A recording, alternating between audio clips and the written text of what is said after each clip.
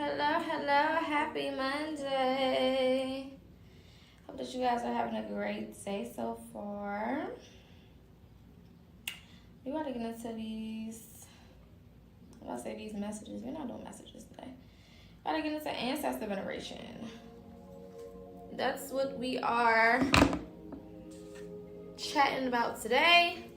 So if you are somebody who wants to connect deeper with your spirit team, then this is the place for you to be, okay? I'm gonna take my shoes off because I just want to take my shoes off. This is a gift appreciated space, so if you do feel like gifting, please feel free to do so. It is much appreciated. Not required, but definitely appreciated. No gift too small, no gift too big. I do have a live goal on TikTok. I don't have a live goal for Big O, but just feel free to give however you feel, okay?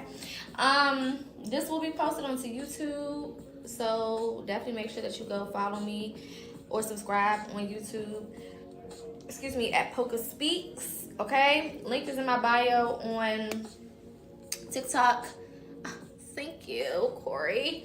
Link is in my bio on TikTok. And for those on Big O, just go to PocaSPEAKS on YouTube and you can subscribe there. Go to the live section, all right? And that's where you'll find all of the lives, all of the lessons, all of the readings, all the things that we be doing over here, okay?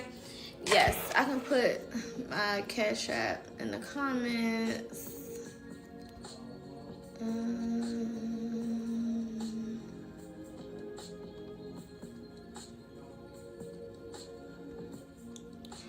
All right, so let's go ahead and get into it.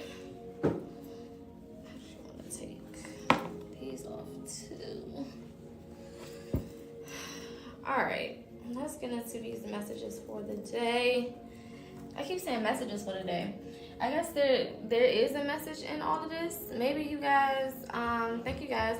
Maybe y'all need to tap in more with y'all spirit team. Maybe that's the message for today, and that's why we're talking about it. Because I keep wanting to say the message is for today, but we're doing a lesson, so it's something with that. I don't know.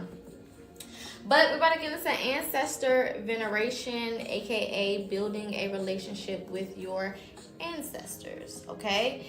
Now, ancestor veneration or honoring your ancestors within itself is not a closed practice, okay? Anybody can honor their ancestors however they want. It really don't matter, you know, who you are, where you come from, what you do. Pretty much every group of people has some type of way to honor the people that came before them, okay? I don't really care where you're from, where you live, you know, everywhere you go, there's always some type of way, ritual, concept that people go by when it comes to acknowledging those who have came before them, those who laid the way for them, so on and so forth, okay? So honoring, which is different from veneration, honoring your ancestors is something that anybody could do, okay? Don't matter who you are, where you come from, all of that. However, when it comes to venerating your ancestors, when it comes to altars, when it comes to all of the intricacies of rituals and all of that, that's when we start getting into closed practices, okay? Because there is different ways that everybody does it, different rituals that we kind of do based on where we come from, who we are, our background, our DNA, so on and so forth, okay? So we're going to be going over some overall things or overall reasons of why you should want to honor your ancestors. But then we're also going to get into some more ritualistic ways to honor your ancestors, and those are the parts that will be gate kept, okay? Doesn't mean that you can't do it. You shouldn't do it, but I can't stop anybody from doing it, okay? You probably won't have the results that we're talking about because of the fact that you probably shouldn't be doing it. But again, I can't stop you from doing what you want to do, okay? So that's just that on that. All right, so ancestor veneration is usually what we call it, which again is just another way of saying honoring or giving thanks to your ancestor spirit teams. those people who came before you. Okay? Now, ancestor veneration is number one, all about honor and appreciation. Okay? That's number one. A lot of people like, well, why do y'all give a fuck about your ancestors? They not here no more. Them people died. It's like, what? Okay? We do this because we want to honor them, and this is our way of showing appreciation for the things that they have done. For them being able to lay a path for us to follow in some type of way, shape, or form. Okay? We are nothing without the generation before us. Period. It doesn't matter how good of a person they were. There were still certain things that were done that made it easier for you to be here. Okay? That made it easier for you to navigate this life, even if it was showing you what not to do. Because a lot of y'all don't be wanting to tap in with your ancestors because you're like, well, they didn't make all of the right decisions. Well, nobody made all of the right decisions. Nobody makes all of the right decisions, right? And sometimes you learn through people's bad decisions. A lot of the times you learn through people's bad decisions. So even the things that they did wrong can, in a lot of ways, teach you what to do right, how to move forward the proper way. Okay? So that's number one. Number two.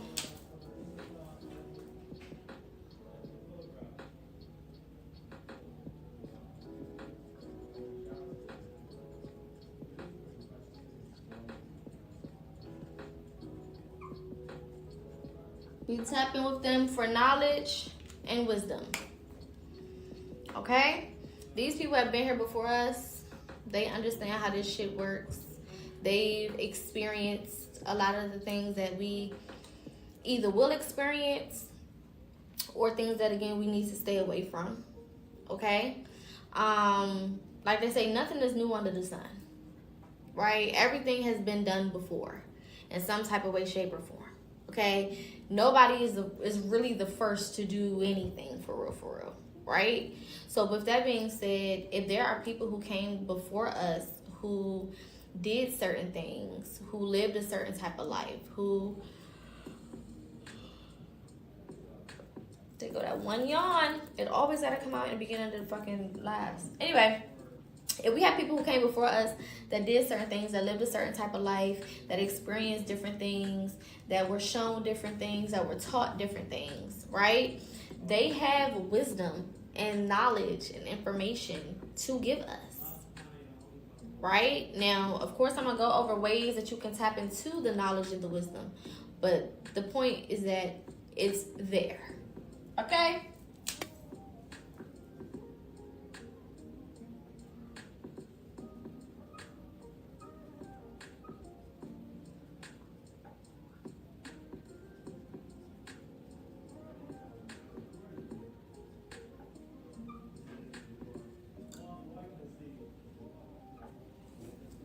Next, assistance with manifestations.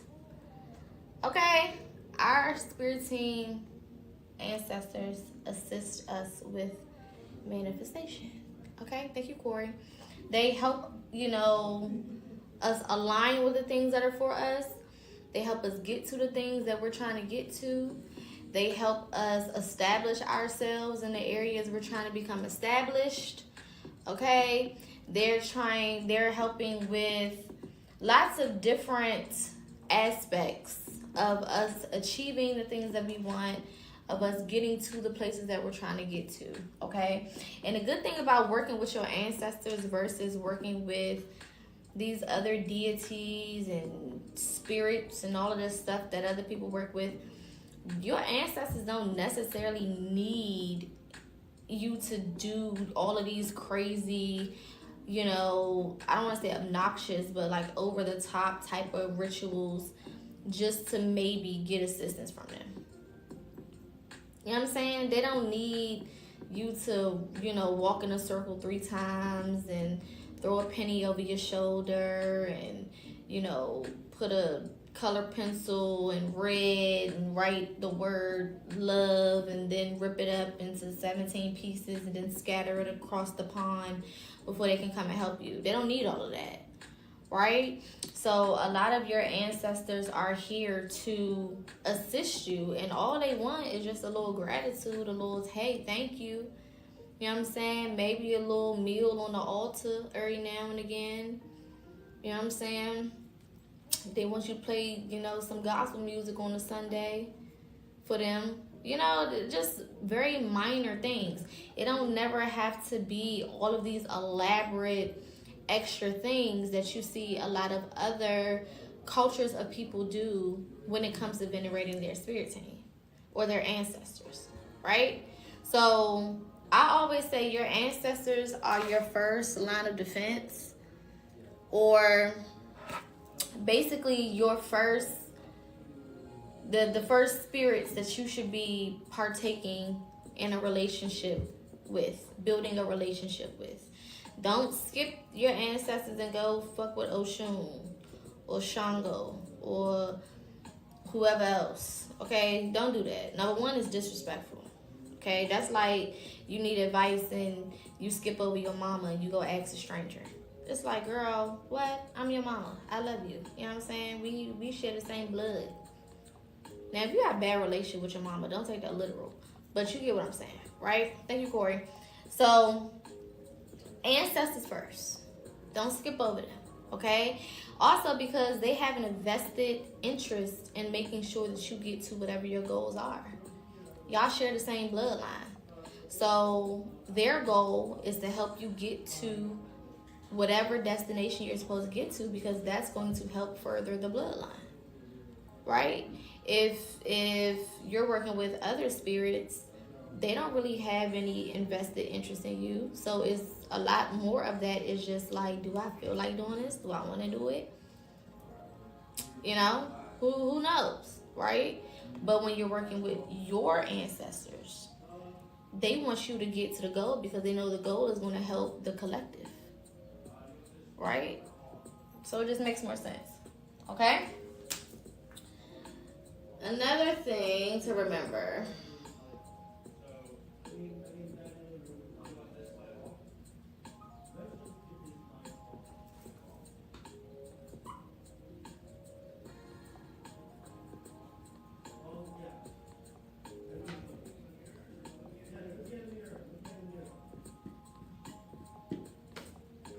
Your ancestors are blood related only. Okay? Your ancestors are blood related only. It's not the auntie that you call auntie just because she's been in the family for a long time. That wouldn't be your ancestor. That could be a spirit guide. If that is somebody who's supposed to be a spirit guide. Right? It's not going to be the old lady that took you in and raised you as her own, even though she's not related to you by blood. That would not be your ancestor. It's not going to be your stepmom. It's not going to be your stepdad. It's not going to be your step-grandma. It's not going to be your step-grandpa. Blood. You have to share blood with these people. So they have to either be blood related to you on your mama's side or blood related to you on your daddy's side. Period. Somewhere. And not married into. So it can't be your uncle's wife or your auntie's husband or your sister's grandma on her daddy's side and y'all got the same mama. No. Okay? Blood related. You need to be a part of their bloodline to consider them an ancestor. Now, this does not mean, like I said, that you won't have other spirit guides or other spirits who may be a part of helping you on your journey. Nobody is saying that. But when we're talking about the word ancestor, the term ancestor, we're talking about people who are blood related to you only.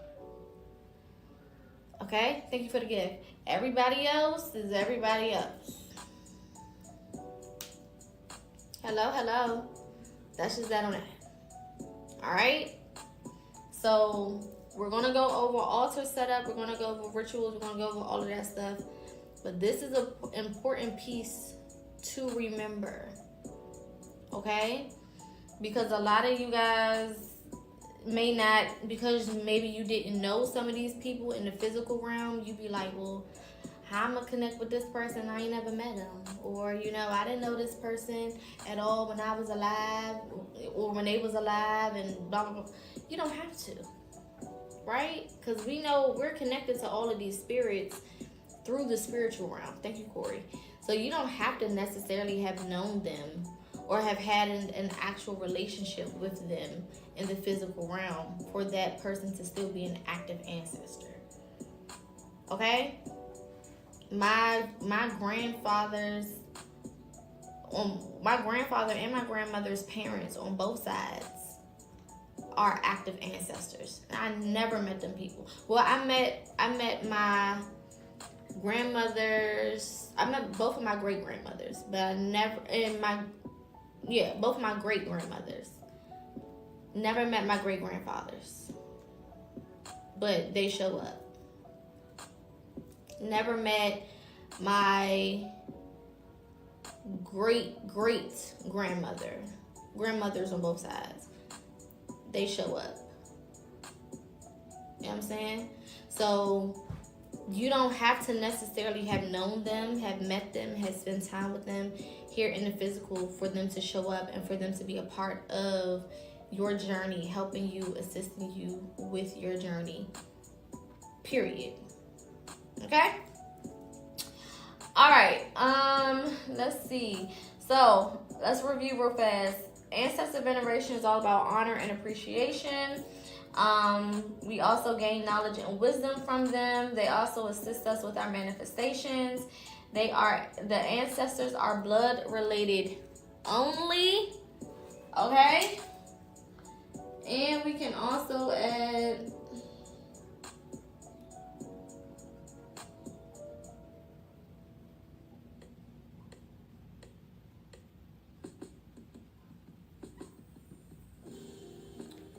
they serve as a GPS or a guide.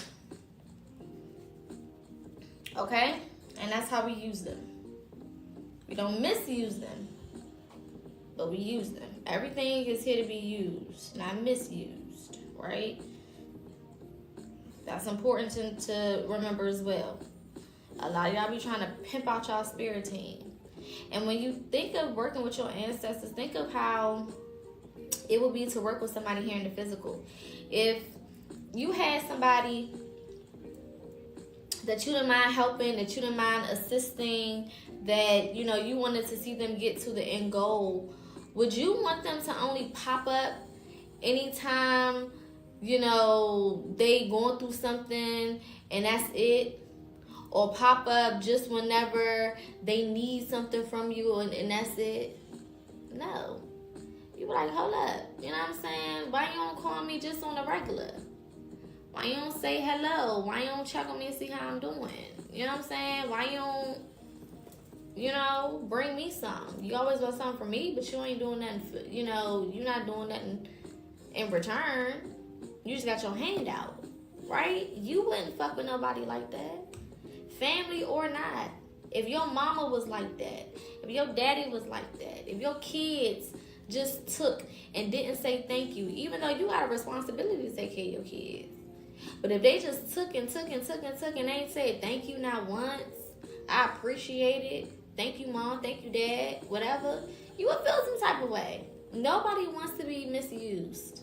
Nobody wants to be manipulated. Nobody wants to be abused. Okay? So treat your spirit team as if they are still here in the living to an extent when it comes to the respect that you have for them. Don't just have your hand out asking for shit. Don't just be a charity case. Okay? Have conversation with them, and it don't take much. Having conversation with your ancestors sometimes is enough for them to go ahead and feel appreciated, feel loved, feel seen, feel heard, feel acknowledged. Okay? Not just, oh, you know, I done forgot about them for the last 3 weeks, and now I need a couple dollars, or now I need some help out of this situation, so I'm gonna go ahead and tap in real fast. No, that's trifling as hell. Okay, don't do that. They don't deserve that. All right, so let's get into some ways to venerate our ancestors.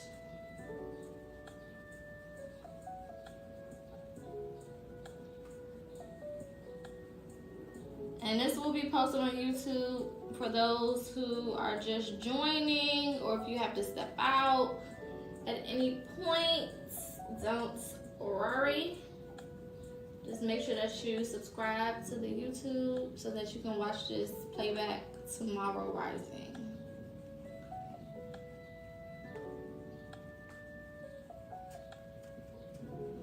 All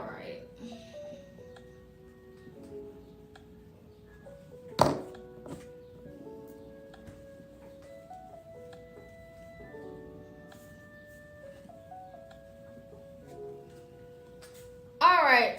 Ways to venerate your ancestors. I'm gonna start taking suggestions.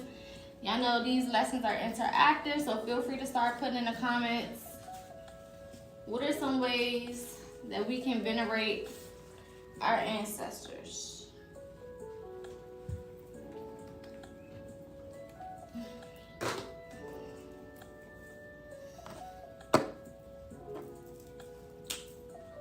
Okay, so somebody said flowers. I'm gonna put gifts. Offerings.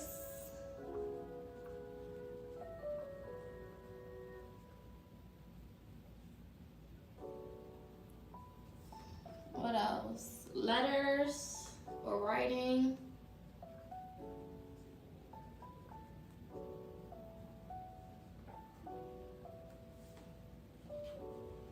Conversation.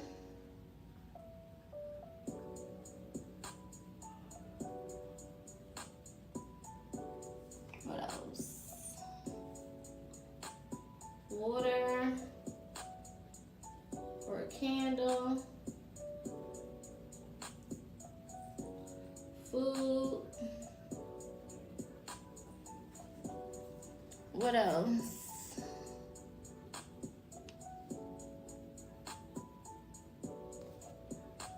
Music.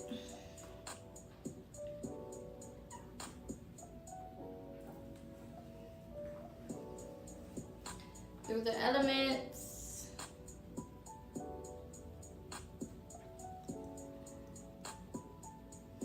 What else? What else? What else? Oops. Somebody said I like to have a glass of wine with them. And then someone else put alcohol. So we'll just put alcohol.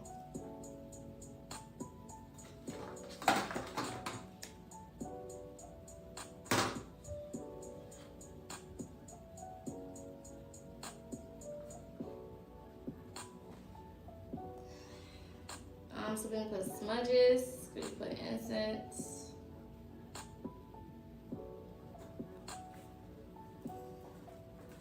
What else? Laughter, okay.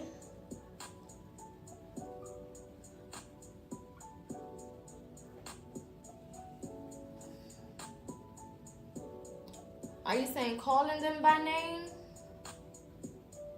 Is that what you're saying? Meditation.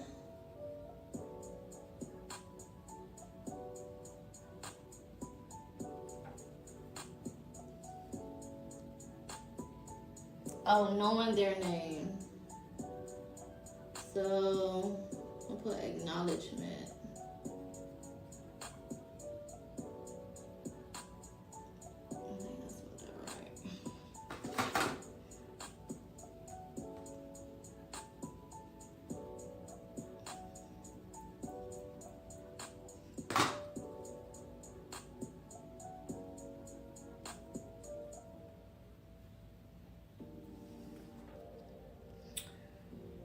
Voice.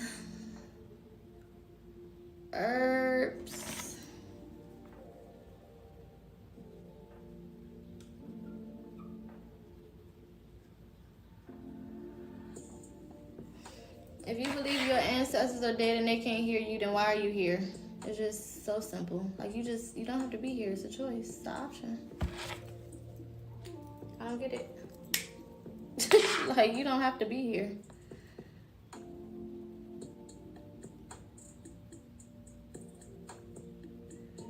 All right.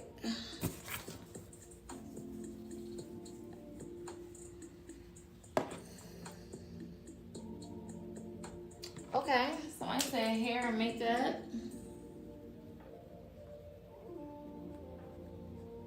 There's a big one that none of y'all said yet. I was trying to wait to see if y'all was gonna put it in the comments before I write it.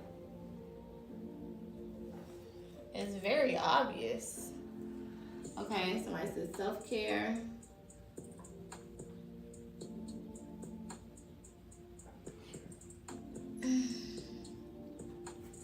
Their ashes.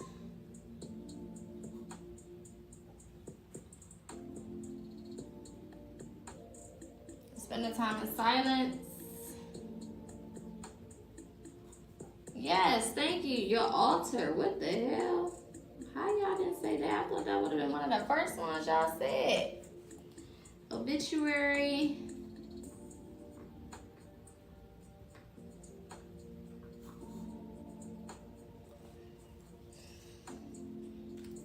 Alright, I think we got a pretty good list to start with.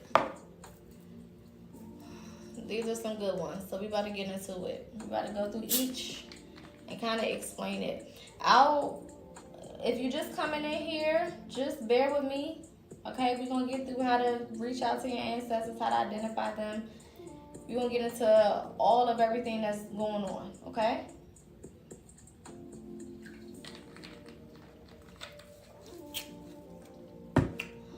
Alright.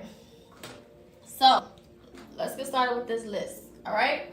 First one is gifts and offerings. These two can kind of go together.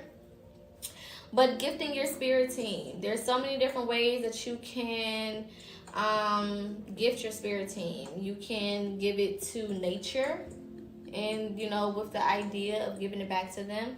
Or you can give it to them via an altar if you have one set up. And we're going to go through altars and how to set it up. And if you need it, we're going to go through all of that. Okay, so just be patient. All right. But again, gifting or offerings. If you know that ancestor, you have a relationship with them, and you kind of already knew the type of things that they liked, then, that's kind of a little bit of it makes it a little bit easier for you to tap in with them, to give them the things that, they would like, okay? If you didn't have a relationship with that ancestor and, you're meeting them through the spiritual realm, okay? Then a lot more of it is intuitive when it comes to gifts. Or you'll have to ask around and see what they liked. If it's a great grandparent or great great grandparent, ask, their kids or whoever, hey, what did this person like? Or what were some of the things that they like to eat or like to do or like to have or blah, blah, blah, blah, okay? Especially if you have living relatives of the older generation, start asking them questions. And you don't have to ask it with a spiritual overtone, because I know a lot of our family is religious, right? So if you come in there hey, what's some things I can put on the altar? Some of them will be like, what the fuck are you talking about? Okay? So it don't have to be, spiritually led, but you can say little things like, hey, what were some of the things that they like to eat? Or what were some things that they like to do? Or what were some things that they like to have around? Or, blah, blah, blah, blah, blah, blah, blah. Some of the places that they like to go. Just shit like that. Ask questions like that. Or when it comes to, we talked about hoodoo, right? What were some of the superstitions that they believed in? Or what were some of the recipes for sicknesses or illnesses or whatever. You have to ask it in that type of way, and they'll end up giving you the answers, which are really hoodoo based or spiritual based, and they just are not aware of that fact, or they have been taught to be turned off from those facts, right? So you may have to frame the question a little bit differently in order to get what you need out of them. But if you do have, again, living relatives who are part of that older generation, baby boomers and on back, you need to, try to get as much information out of them as you can before they go ahead to the other side, so that you have more of an inside scoop of what's what. Okay? Letters and writing. You most definitely can write to your spirit team and your ancestors. A lot of people will take the letters and they'll either keep them. Some people may put them in the ocean or in a body of water or something. Some people may burn them. Some people may bury them. It's really completely up to you. Like, the beautiful thing about spirituality and ancestor veneration is, within these different things that we wrote down, there are different ways to achieve those things. There's different ways to go about it, right? So we do have our rituals, we do have our set things that we do, but then there's also some space in there for you to kind of make it yours, okay? Thank you, Corey. There's still space in there for you to, make it feel more organic to you and make it make sense to who you are and who your spirit team or your ancestors are, okay? So use these things as like an outline, right? Like, this may be the overall idea, but again, the way you approach it may be just a little bit different from the way that somebody else may approach it, okay? Conversation. The way I'm talking to you, that's how you talk to your spirit team. A lot of people, when we start talking about ancestors, they get into the, am I supposed to, like, greet them a certain type of way? Like, oh, hell, my divine spirit team, my divine ancestors, I am not worthy of thee. And get on your knees and bow. Like, that's crazy, okay? Think of them as if they were alive. Would you be doing all of that? If you went to go visit your great-great-grandmama or your great-great-granddaddy, is you going to get on your knees and start bowing? No, that's crazy. Are you going to come in there speaking all of these riddles and shit? Or you just going to be like, what's up, grandma? Hey, grandpa, how you doing? You gonna talk regular, because it's no point in you doing all of that. If you was to do that, they probably look at you like you fucking crazy. Is you on drugs? Is you okay? Is everything fine? Like, what do you got going on? They might be concerned about your well-being, right? So you talk to them the same way you would have if they were literally here. You treat them the same way you would have if they were literally here. So when you talk to your spirit team, you talk to them how you would. My grandfather is one of my main ancestors, and he cussed real bad. So when I talk to him, I be cussing. I'm like, Grandpa, I'm sick of this shit. These motherfuckers got me fucked up. I'm tired of them motherfucking playing with me like this. Because that's how he would be anyway. If he was still here, that's how he would be carrying it anyway.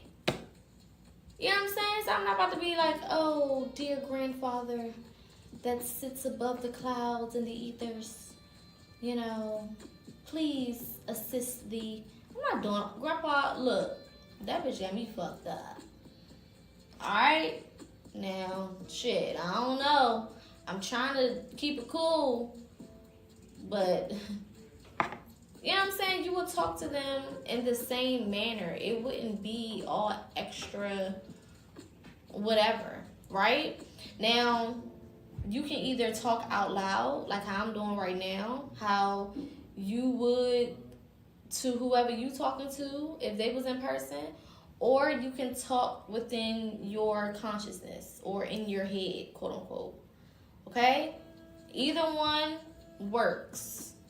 All right? So if you in a place where you can't really speak as candidly as you would like, then you can say what you need to say in your head space, in your crown space. And they'll get the message. Okay? And then when you get to a space where you can speak freely, speak freely. Sometimes I'll just throw some headphones on, so people think I'm on the phone with somebody. And I just be talking away. Sometimes I'll be like, fuck the headphones, and I just be talking. And I live in Baltimore, so they probably think that I'm on some of that shit. I don't care. I just be yapping. I be in the house yapping away.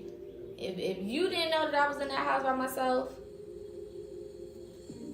you know, you probably think I was really having a full-blown conversation with somebody. Nobody in there but me. And I'm just yapping. Yapaholic. 3,000. Going, having deep-ass conversations. And then I was like, blah, blah, blah, blah. Mind you, I'm giving them the whole tea as if they didn't see it.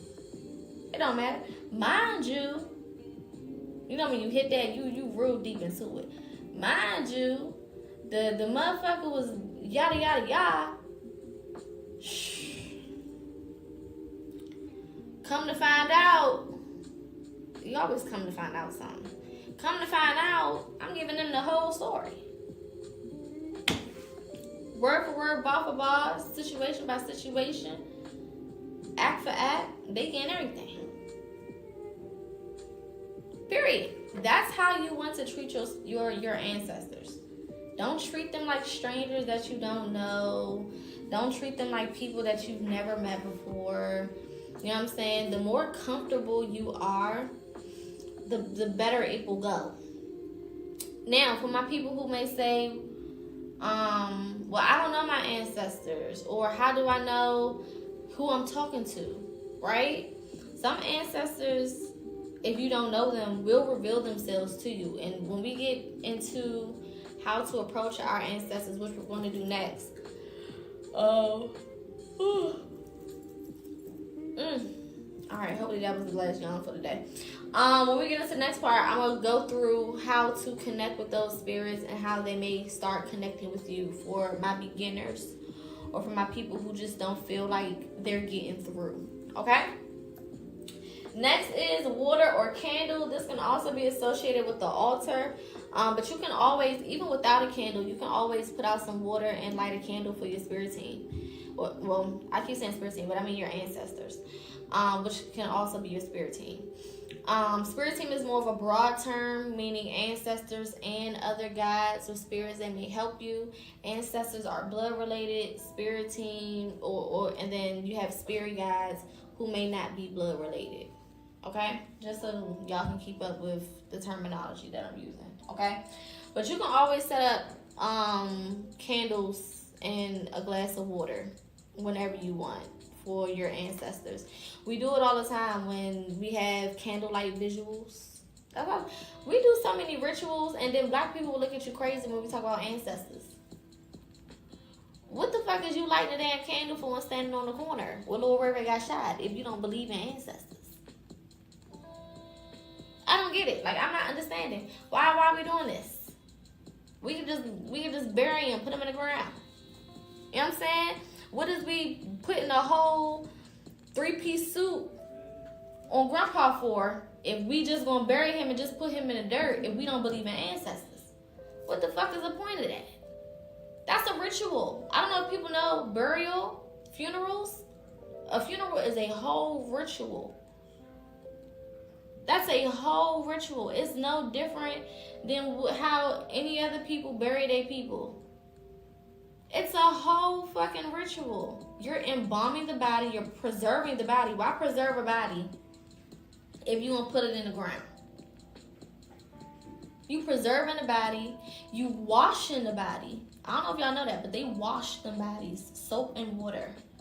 You wash the body. You clothe the body. You put makeup on the body. You get their hair cut, or you get their hair done, or you put them a wig on. You do their nails if they're a woman. You even put shoes on them, even though that part of the casket is usually closed. But you can put some shoes on them. Don't let it be grandma, because then you might throw a hat on her head. Some people put on some sunglasses. Why? They can't see. Why they need sunglasses? Thank you, Corey. What the fuck is the point of that? They do all of that. Then we get to obituaries, which goes into writing. Then you do a whole obituary with pictures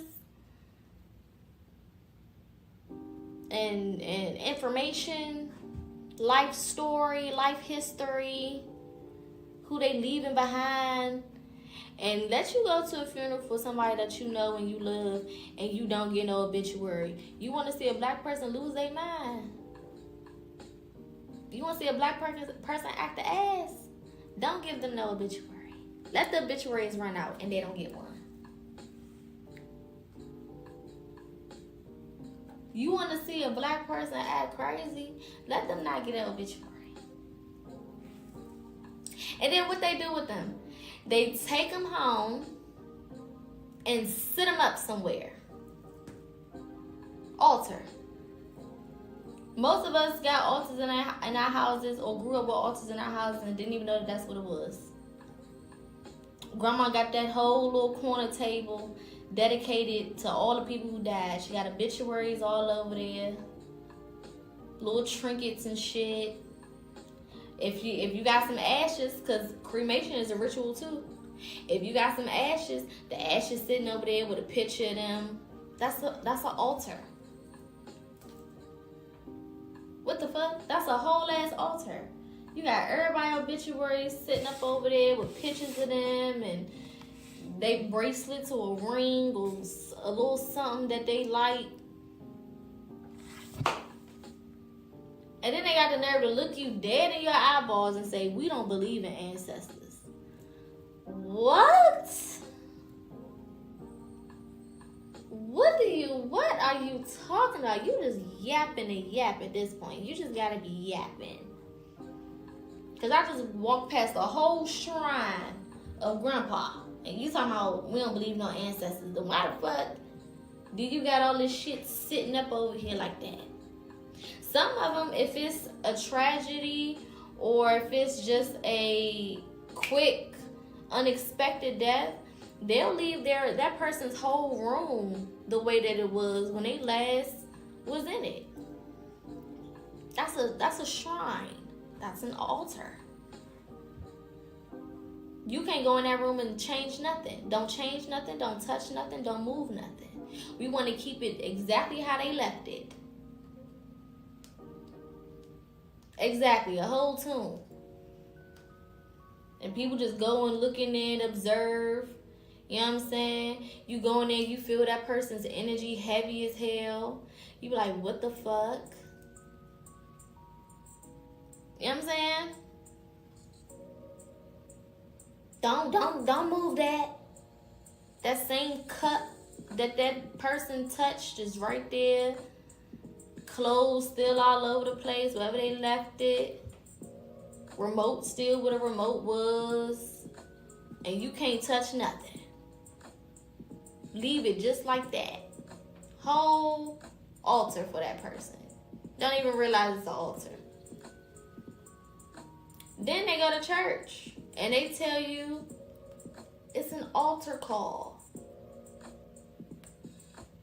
Come to the altar so we can pray for you. Come to the altar so we could lay hands. And what do they have up there? Flowers, oils. And this is in the church. If it's an older church, they have whoever was the first preacher, pastor of the church, the owner, the originator, up on a wall. You know what I'm saying? And a whole picture. And then they tell you, we don't believe in ancestors. Then why the fuck do you got the preacher from 78 up there on the damn wall? You know what I'm saying? Yes, this is a newer account. It's like, what? Oh, don't get me started on Christmas. Laying shit out for Santa Claus. That's an altar. Thank you for the gift. That's an altar. Oh, we're gonna leave some cookies out and some milk.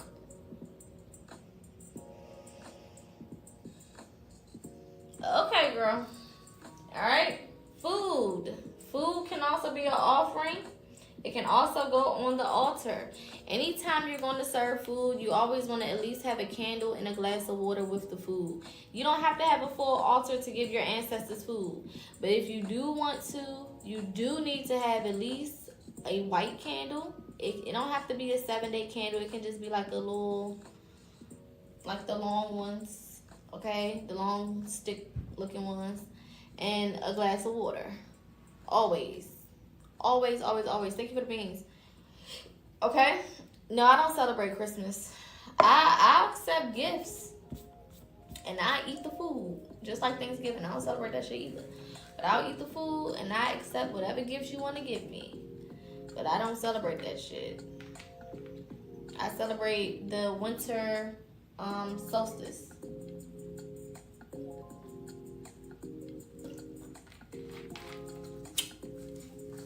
From the 21st to the 25th.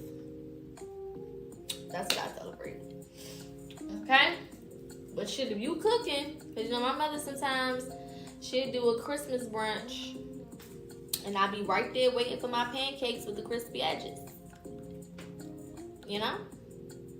And I'm going to eat that shit. And I'm going to crush. Period. I don't give a damn.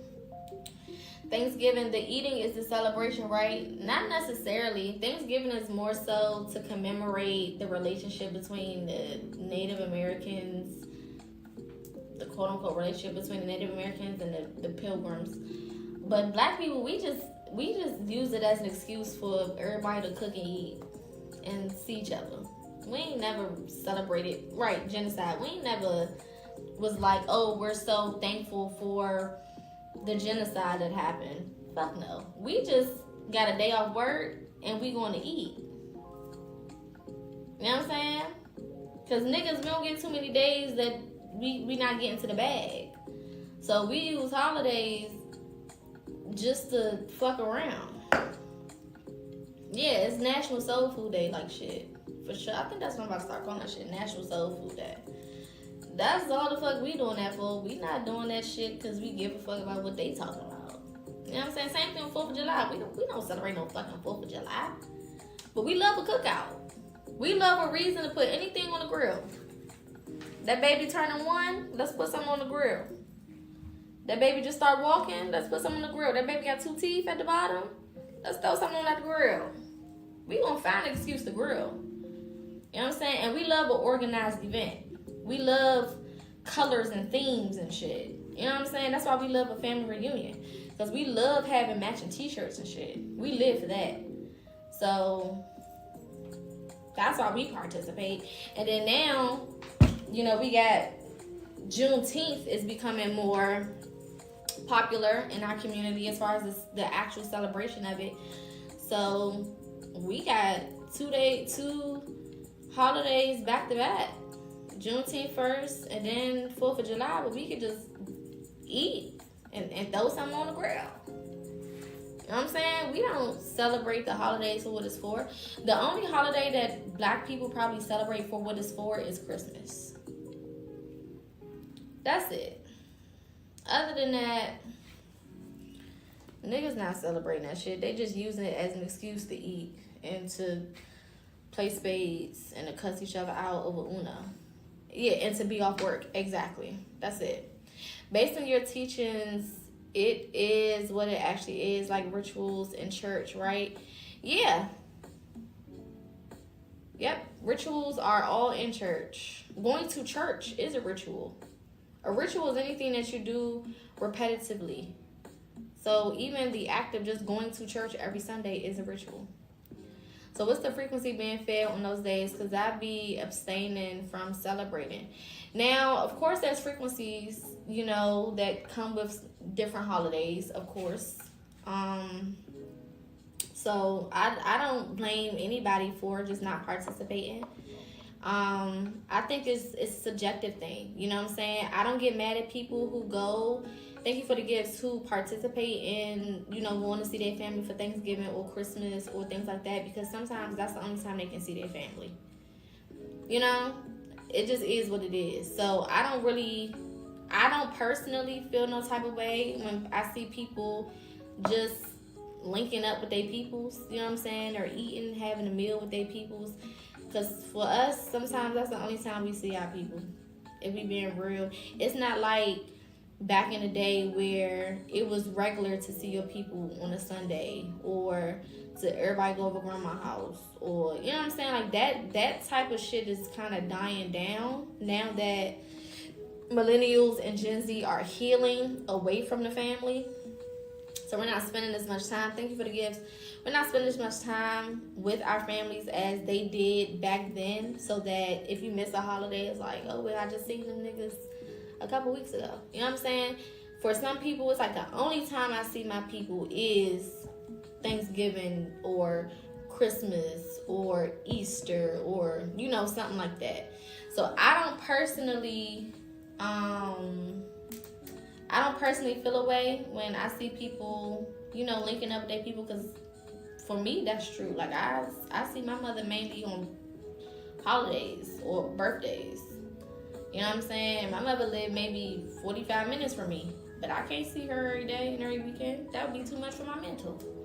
You know what I'm saying? So I take that trip on, you know, for a birthday or holiday or something like that. You know? Why not? But it's too much otherwise, right? So I don't hold it against people for participating in that sense. If you actually like participating in the actual meaning of what it's for based on the societal definition, then that's different than you just using it as a day to eat with your people and see your people and kind of cut up a little bit. I feel like we are taught to be codependent on our family structure, love them, but I need some space. I agree. I think it's, you know, for me, everything is about balance. So, you know, what looks balanced to one person may not look balanced to the other person. That's why a lot of this is subjective. It's based on you. It's based on your personal relationships, your personal connections with your people. Some people want to see their family every weekend. You know what I'm saying? Me growing up in church my whole life, I've seen my family every fucking week. To the point where I didn't want to see them sometimes. You know what I'm saying? When you in church and you got obligations to the church and it's a family church, I seen them motherfuckers Monday through Sunday. Maybe a couple days I didn't see them out the week. But at least 5 of them 7 days I seen their ass at some point doing something at the church or for whatever. Singing at another service. My grandmother got preached at somebody else's church on a random ass Wednesday or Thursday. For some reason I'm seeing these motherfuckers, right? So of course when you have something like that, you probably don't want to see your people as much, whereas you have some people who live in different countries than their family. They live in different cities and states than their family, so they don't see them as much. So those holidays are important because that's when everybody can collectively get off. It's hard trying to get black people all on the same page and they don't have no day to be off. You know what I'm saying? It's hard to do that shit. You gotta let motherfuckers know in advance if you trying to schedule some family shit. You know what I'm saying? They need to know at least 6 months, sometimes a year in advance to get shit together. People got called off work. You know what I'm saying? They gotta get the kids together. You know, it's just so much. So when you have those holidays, everybody's already kind of collectively off anyway. So you don't have to really worry about the setup and trying to get everybody together. That's why we as black people take advantage of holidays. Because we don't have to worry about, oh, this person got work, this person got work, or this person said they can't come, or this person said that the flight costs too much, or blah, blah, blah. You know what I'm saying? Like, just the different reasons. We eliminate a lot of that when we're already using structures that are already put out there. That's why I say we don't really celebrate the holidays. We just celebrate family during those times. For the most part. Thank you, Corey. Most of us just celebrating family and being together and seeing each other after, you know, so much time has passed. Alright. Music. Music is most definitely a way to venerate your ancestors, especially if you play music that they liked. Anytime you're dealing with ancestors, especially if they're baby boomers and further back, gospel is always a no-brainer. I know some of y'all be feeling weird about playing gospel. Thank you for the beans. Playing gospel knowing that you're not a Christian. Baby, listen, okay? Or even tapping in with your ancestors. They're like, well, they was Christians and I'm spiritual.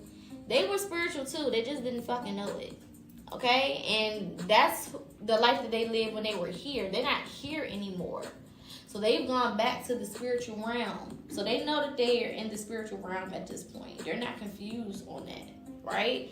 So you can most definitely play gospel. You can most definitely play oldies but goodies. You can, you know what I'm saying? Whatever it is that you want to play, whatever they like, you can play that shit, okay? All of my ancestors, for the most part, were Christian or either very spiritual. And even the very spiritual ones still listen to spirituals. That's why they called them spirituals. Before it was called gospel, it was called spirituals. Right? Specifically Negro spirituals at one point. But the genre was called spirituals before it was called gospel music. For a reason. Right? Because it's not necessarily about singing to who you think you're singing to or singing about what you think you're singing about. It's more so about what the music does to you and how it helps you to connect. Right? So put that shit on. They gonna love that. Okay? If they had a favorite song that you know about, put that on. Whatever it is. Okay? The elements: earth, wind, or earth, air, fire, and water. Using any of those elements, you can connect with your spirit team. Okay? So fire, that can be lighting a candle, that can be burning a letter or writing. That could be air, smudging. We got smudging on here as well. That can be a cigarette or tobacco, or smoking something, smoking coffee, burning sage, basil, bay leaves, whatever. And then water. That can be leaving out a glass of water. That can be going by the water. That can be getting in the water. Okay? Any of the elements. Alcohol is really big when it comes to ancestry. We can use that for libations. You can use that. You can put a shot of alcohol on the altar for them. You can put a bottle of beer or something like that, or just a whole bottle of alcohol on the altar for them. You could take a shot with them. You know what I'm saying? However you want to do it. A glass of wine, a bottle of wine, don't matter. All right. Smudging, I just kind of went through. Laughter. So I'm guessing from the person's intentions that came up with laughter is, joking with them, laughing with them, just having a good time. Okay? Not being tight in the ass or uptight in any capacity, but just vibing with them. You know what I'm saying? Again, the same way that you would treat that person if they were here, same thing you want to do when you're venerating them. Don't treat them like a stranger that you don't know. Don't treat them like they're so high and mighty that you can't connect with them. Because that's not what it is. Okay? So if it's something funny, laugh about what's funny. Joke about what's funny. Okay? Meditation. Meditation is one of the best ways of tapping in with your spirit team or your ancestors specifically. Meditating on them, if you have a picture or you can see their face in your head. You can call them by name and focus on the name, focus on who they are, and try to tap in with them in that way. Awareness, so this is knowing their name, knowing who they are, maybe having pictures of them as well.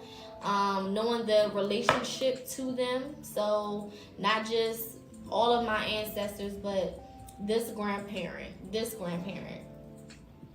specific aunt, this specific auntie or uncle, this specific cousin, so on and so forth.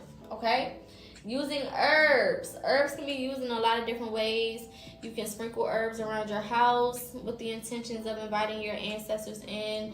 You can put herbs on the altar, in your car. You can sprinkle them in nature. You can add them to your drinks and make teas, things of that nature. However you want to use it. You can do spiritual baths as well. Voice will kind of go into conversation.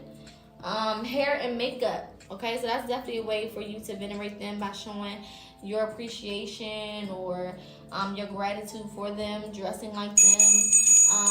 Thank you, my love. Dressing like them, doing your makeup like them, doing your hair like them, or your haircut, getting your hair cut like them.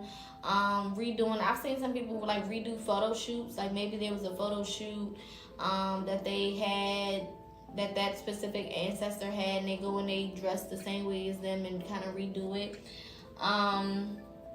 Then we have self-care. So having self-care time.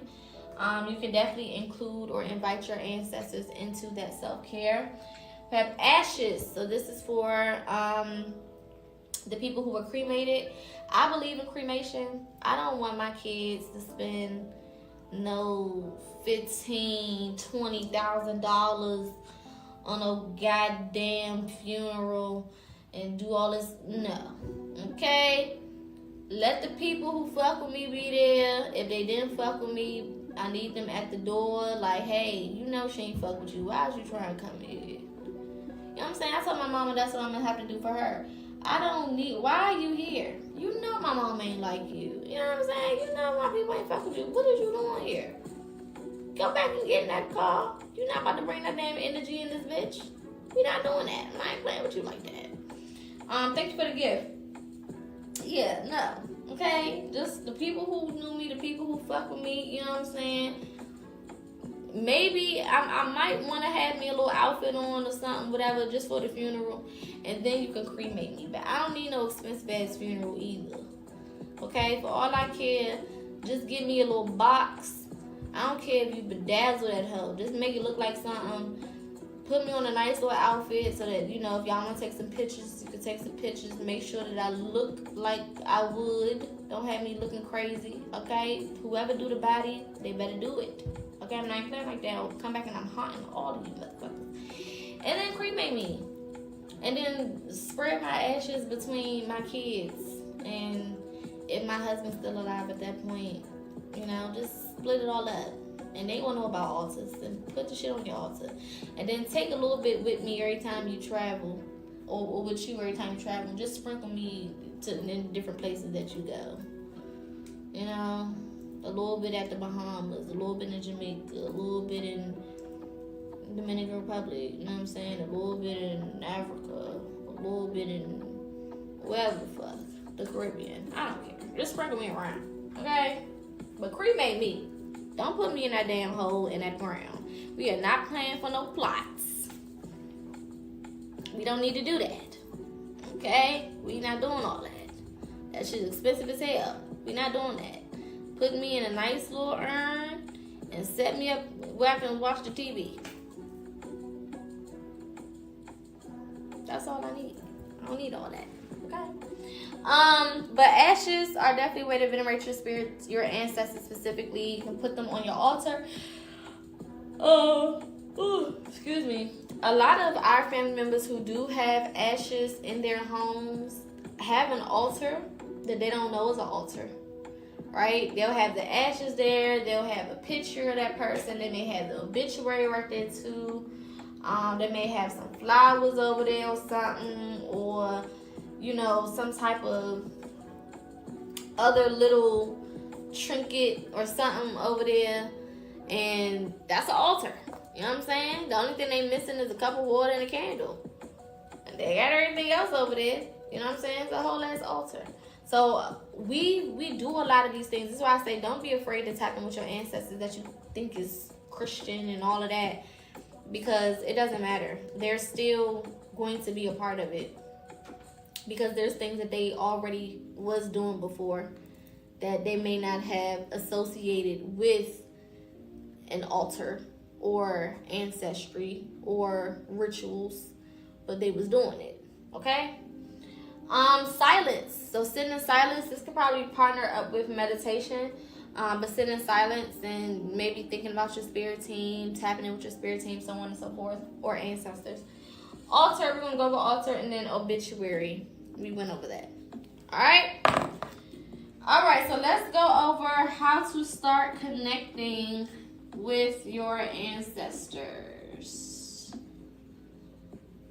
How do we connect with them? What do we do, Poca? Like, I hear you talking about all of these different ways and shit, but like, girl, how do we get started? Like, you know what I'm saying? I've been sitting here real patient, trying to figure out, like, okay, I understand what you're saying. You know what I'm saying? I get it. And this is some good information or whatever, but like, girl, like, I need you to walk me through, you know, the steps so I could really have it all together. And I got you. Don't even worry about it, because that's what we about to do right now. Period. Because why would I leave you hanging? Who would I be to leave you hanging like that? You know, I couldn't do that. I couldn't live my life like that. It's crazy. Alright.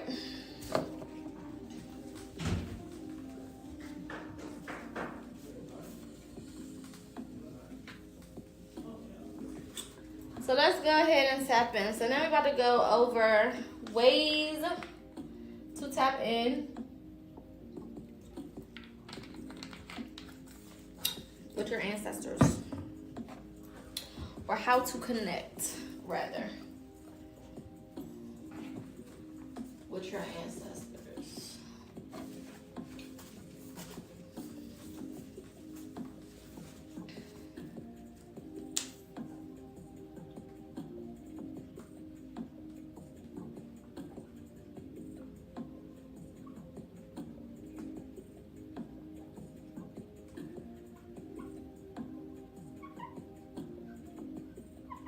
All right, how to connect with ancestors. All right. So the first thing, thank you. First thing you want to do is identify one ancestor to start with. All right. First thing you want to do is choose one ancestor to start with. Now, the reason I put this as step one is because we have so many ancestors. When you think of how many people it took for you to be here, we can go into the thousands, the tens of thousands, the hundreds of thousands. Okay, we can just keep going and keep going and keep going. That's too much. Okay, we're not trying to do all that. Right? And especially we're trying to get our feet wet. We're trying to get comfortable with the whole thing. We're trying to make it make sense, right? We're trying to take our time. We're trying to be patient. You want to start with one ancestor. Preferably somebody that you knew in the living, right? So if you had a good relationship with your grandma, pick grandma. If you had a good relationship with your grandpa, pick grandpa. Great grandma, pick her. Great grandpa, pick him. So on and so forth. Whoever you had a good relationship with, start with them. Because that way, you're already used to that person's energy. You already know that person. You know their ways. You know how they connect with you or connected with you when they were living. So it's going to be easier for you to connect with them, you know, on the other side. So on and so forth. Okay? It'll just make it a lot more... I'm going to say it's going to make it more easier. I'm not going to say it's going to make it easy, but it'll make it a little bit more easier for you to navigate and for you to, you know, feel more comfortable with the process, okay? Now, if you don't know any ancestors at all, okay, because some people, maybe all your grandparents still alive, and maybe you just never met your great-grandparents or whatever the case is, okay? If you don't know anybody, then you can either get information on your family tree. So let's say your grandmother is still alive, but you like, okay, I want to try tapping in with her mom. Go get some information on her mom. See if you're comfortable. If you're comfortable, start tapping in with her. Okay? If you can't get any information at all and you just don't know nothing and it's just like, I don't know nobody, then you'll just do ancestors in general. So we always want to be specific. So if you're not going to the person by name, then you want to say ancestors that have my highest good at heart, ancestors who mean me well, ancestors who positively guide me on my journey. You want to say something that specifies that you're talking to the people who have good intentions, okay? Because the thing with ancestors, it's like just saying family, right? All your family don't fuck with you, and you don't fuck with all of your family. You know what I'm saying? All your family don't fuck with you, and you don't fuck with all your family. So you don't want to just be general, and just be inviting any type of spirits into your home if you don't know them specifically. You don't want to do that. So we always want to be as specific as possible when it comes to tapping in with other spirits. Remember, ancestors are those who are related to you through blood only. If you don't share no blood with them, they're not your ancestor. They could potentially be a part of your spirit team. They could be a spirit guide. But they can never be your ancestor if you do not share blood. Because ancestry is all about blood, the bloodline. Okay? So when we talk about ancestors, we're only talking about those who you share blood with. Okay? But how do you know it's your ancestors or familiar spirit? So if you don't know them specifically by name, if you don't know who they are because you didn't know them in this lifetime, then this is why we just say specifics like those ancestors who have the highest good for me, those ancestors who are supposed to be guiding me to my destiny. That's how you specify it. Until they either reveal themselves to you, which they will, right? I've had it happen to me where another ancestor showed up and I didn't know who she was, and I had almost like when I woke up one rising, I had almost like a that's a raven moment where I saw a vision of this lady and I heard a name in my head and I'm like, I don't know if that's her name, or I don't know if, I didn't know what to think, right? But I just was like, okay. I started acknowledging her. When I would talk to my ancestors, I would add that name into it. And a year later, it took some time, so this requires patience.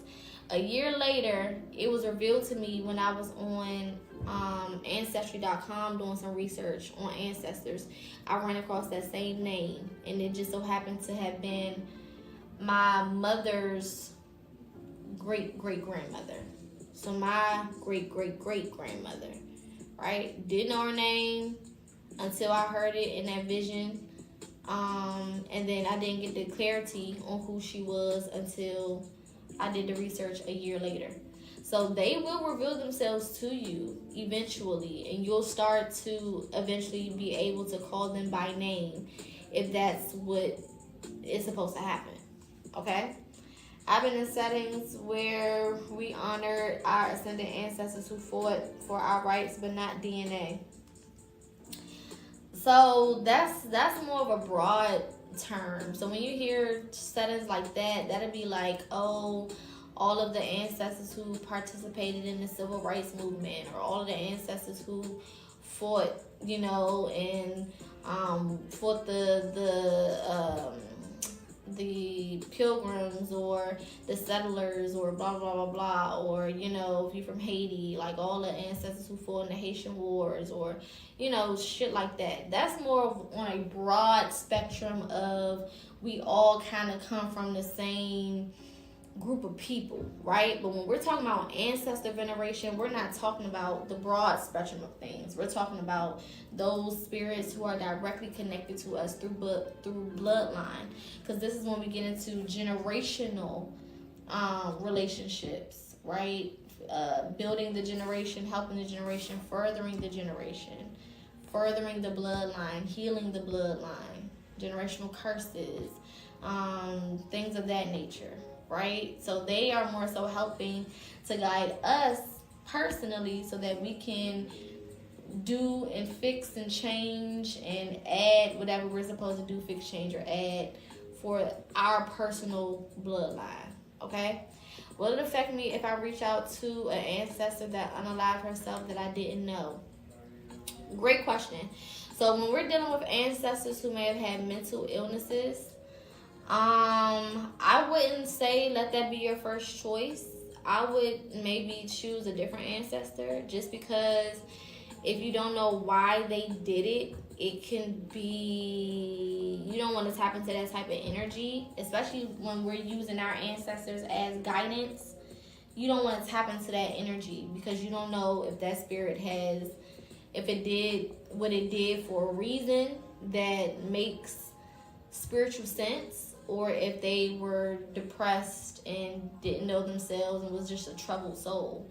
You don't want to tap in with a troubled soul. Like my mother's brother on her father's side unalived himself, and this was back in 2017, so just a little bit, maybe a year before I started getting into ancestor veneration. And he would, when my grandfather would come around, because that was his son, that is his son, he would come with him, but he would always like stand in a corner and kind of like look like, you know, with his head down, like he didn't want to speak or be seen, or like he was ashamed, or, you know, like that type of energy. So I would always just acknowledge him, you know, hello, you know, I hope that you're well, blah, blah, blah, blah. But that wouldn't be an ancestor that I would tap in with when it comes to guidance and, you know, helping and assisting me. I wouldn't tap in with him, because I know that he was mentally unstable. And I know that there's still things that he's working on as a soul, right? Because remember, when we leave here, we don't stop working on ourselves as a soul. You follow you everywhere you go, and you are the soul. The body is just the body. So the body dies, right? The body goes back to being earth, because it comes from the earth. But you as a soul, you live on. So the characteristics that you have, the mentality that you have, the ideologies that you have, the way that you view things, your perspectives, the things that you love, the things that you care about, all of that stays with you, because that's a soul thing. That's not a body thing. That's a soul thing, right? So the work that you need to do on yourself, the ways that you need to be better, you carry all of those things with you. The same way you carry lessons, the same way you carry wisdom, right? You carry all of that other stuff with you as well. So those souls individually, they have an opportunity to continue to work on themselves, even in the astral realm, to become better versions of themselves as a soul, or on a soul level, right? So it can change. They may start out in the first couple of years or whatever being a certain type of way, and then eventually they get to a place where now you can start tapping in with them, because their energy has transformed, just like yours does, you know, when you work on yourself, right? So this is why usually they tell you, if somebody just passed away, wait, you know, like a year or some change before you try to tap in with that spirit, because they could be doing soul work, or they could be adjusting to being back in the spiritual realm, or, you know, whatever. And you don't want to tap into their energy too fast, too quick, and it go a different type of way. Okay, I was always told who they were alive is who they will still be. They can still be in the spirit. Absolutely. They only change when they want to change. And this is why sometimes people come back and they reincarnate, because they have more work to do on their soul. And for some reason, people like to come to this realm for whatever their reasons are, you know, and go through lifetimes to either work on themselves or better themselves or whatever. And it's a choice. There's other dimensions that you can go to. This is just a dimension. This is just a place. Thank you for what it means. This is just a place, right? You don't have to come back here. It's a choice, right? But some people want to come back. They reincarnate, and some people have to come back. Especially if you're on a mission and you didn't accomplish that mission, you didn't complete that mission, and there's still work for you to do, some people got to come back. So the goal is always to, you know, wake up, to come back into consciousness, right? Or awaken, quote unquote, is what we call it, right? To gain the knowledge that you need so that you can start to better yourself while you're here. So when you leave, you accomplish whatever you were set here to accomplish, you've developed more as a soul, and then you don't have to come back here again and repeat the same shit over and over. Okay? Have you met somebody who reincarnated? Most of us are reincarnated here. Absolutely. The majority of us, especially if you are here on a mission, if you know that you're here to help your family get to the next place spiritually, to break generational curses, things of that nature. When you're here on a mission, you are most definitely a reincarnated soul, for sure. Absolutely. You've done this before, which is why you're coming back. Yeah, which is why you come back to help, to assist, to push it further. You know what I'm saying? It's a choice. Some people have a choice, some people don't. It just depends on what you accomplished the last time. If you accomplished what you were supposed to. If you did what you were supposed to. Okay? Thank you for the beans. Alright, number 2. So first, identify one ancestor to start with. You want to also work with one ancestor, because when they start to connect with you, if you have too many ancestors that you're connecting with at one time, you will be overwhelmed and the messages will kind of get lost, right? Because you got this spirit talking to you, you got this spirit talking to you, you got this spirit showing you stuff, this spirit connecting with you. It's a lot going on, right? So it's harder for you to be like, okay, this is grandma, okay, this is grandpa, okay, this is this person, this is that person. Okay? Start with one person. It'll make it so much more easier. It's like when you're dating, right? If you're dating multiple people at a time, it's difficult to try to learn all of those people and build connection and relationship with all those people at one time.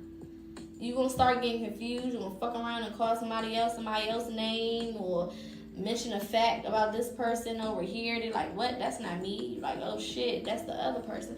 You just all over the place, okay? Your drain, energy drain, it's the same way, right? So when we're building relationship in the spiritual realm, it's easier to start with one person and focus on that one person, get as far as you can get, and then when you feel comfortable enough with that one spirit, then you add on another spirit to that, add on another spirit to that, so on and so forth, okay? So, identify one ancestor to start with. Again, blood related only, okay, when it comes to ancestors, all right? Number 2.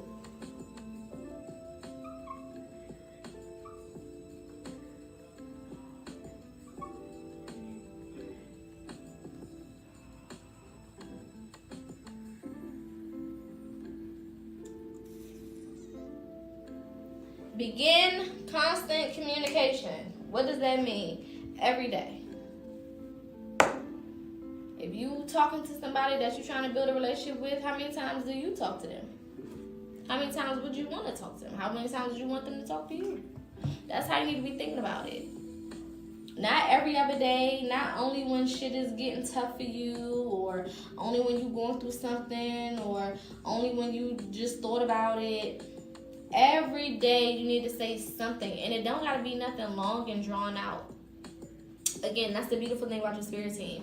It's almost like having an earpiece in. It's like if I'm going about my day and I'm not really thinking about it, I'm not really thinking about it. But then every now and again, I can just tap into that earpiece, talk to my people, you know what I'm saying, have a little conversation. Maybe I just want to give them some gratitude. You know, thank you, divine ancestors, or thank you, grandma and grandpa, for keeping me safe, you know, so far throughout this day, or blah, blah, blah, blah, or, you know, I usually like to say the rising time, the middle of the day, afternoon, and then before you go to bed. That's the easiest little layout. And when I first started, because I knew that I needed to be consistent, and I also know that I can be forgetful sometimes, I set alarms on my phone that still go off to this day from the first time I set them years ago. So I got a 9 a.m., I got a 3 p.m., and then I have a 10 p.m. or 12 p.m. or 12 a.m. because I be up late. So you can do 10 p.m. or you can do 12 a.m. or 9 p.m., whatever works for you. You can do 6 a.m., whatever, 3, 1 hour in the rising, 1 hour in the afternoon, 1 hour at night before you go to bed. That way, at least 3 times throughout the day, you didn't said something to your ancestors, participated in a conversation, you know what I'm saying, got closer to them, built more of a relationship, so on and so forth. Okay? It could all be so simple, but you'd rather make it hard. All right? Simple, easy, boom, boom, bam, thank you, ma'am, move on. All right? Don't gotta be no long, you don't have to use the full hour. It can be just a couple of words, right? If you want to use the full hour and then some, hey, do whatever you want to do. It don't matter.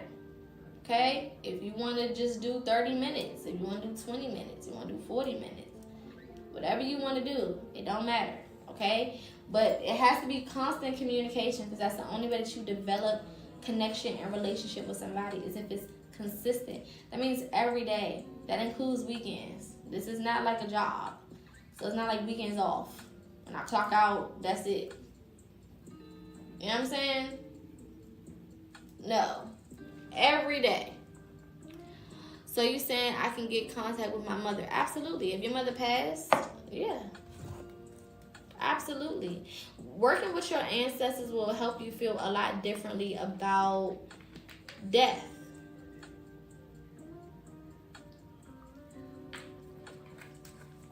You know what I'm saying? It'll make you feel a lot differently about death. Of course, you still grieve not having that person here in the physical. Obviously. You know what I'm saying? Obviously, it's not the exact same as being able to hold that person or hug that person or get that person a kiss or hang out with that person in the physical. Obviously, it's not going to be the exact same, right? But it does mean that the relationship does not end. It does mean that you are still capable of tapping in with that spirit and that soul and having connection with that person in some type of way, right? So ancestry is learning how to connect with those spirits in a different way, because I can't physically touch you. You know what I'm saying? Some of us can see ancestors, right? If you're gifted to see. Some people can see, right? Some people can hear them talk and say different things, of course, right? So those things depend on gifts, but it still will never be the same as what it was before they passed, obviously, right? So this is why consistency is important again, because you have to now figure out that new way. That old way is not going to work anymore, right? So now you have to create this new relationship, this new way of communication, this new way of connection, this new way of acknowledgement, right? And tapping in with them. And then, you know, the more comfortable you get with that, the more comfortable you are, the better you feel, the stronger the connection will be. Okay? All right. 3.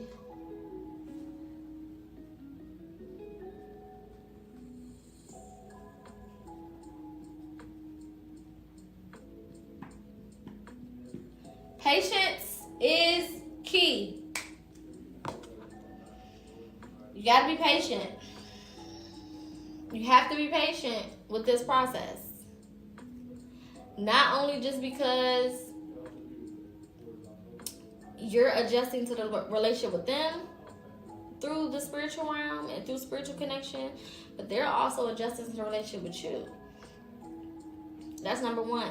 Number 2, there could also be certain things in your life that you are supposed to experience on your journey before you really get a solidified connection with those ancestors, with certain ancestors. Okay? Also, it just takes time to be able to pay attention to the way that they communicate. If, you know, they are the type of person that communicates through animals, it might take you some time to pick up on that. It might take you some time to get into or come into awareness of that specific method of communication. If there's somebody who communicates through angel numbers, it might take you a little bit of time to decode what those angel numbers may mean for you specifically. Hello. Because all angel numbers don't mean the same thing for everybody. Right? So it maybe y'all got a special angel number. Maybe every time you see 839, it's about them. But you don't pay attention to that. Maybe you just start off just peeping it. Like, damn, I always catch 839. I don't know why I keep catching that number. It started off with just you becoming aware. And then eventually you start to associate it to that specific ancestor. Okay? Maybe it's cravings. Sometimes our ancestors speak to us through cravings. My grandfather loved tomatoes. Like, he can eat a tomato like an apple. He'd put some salt and pepper on it.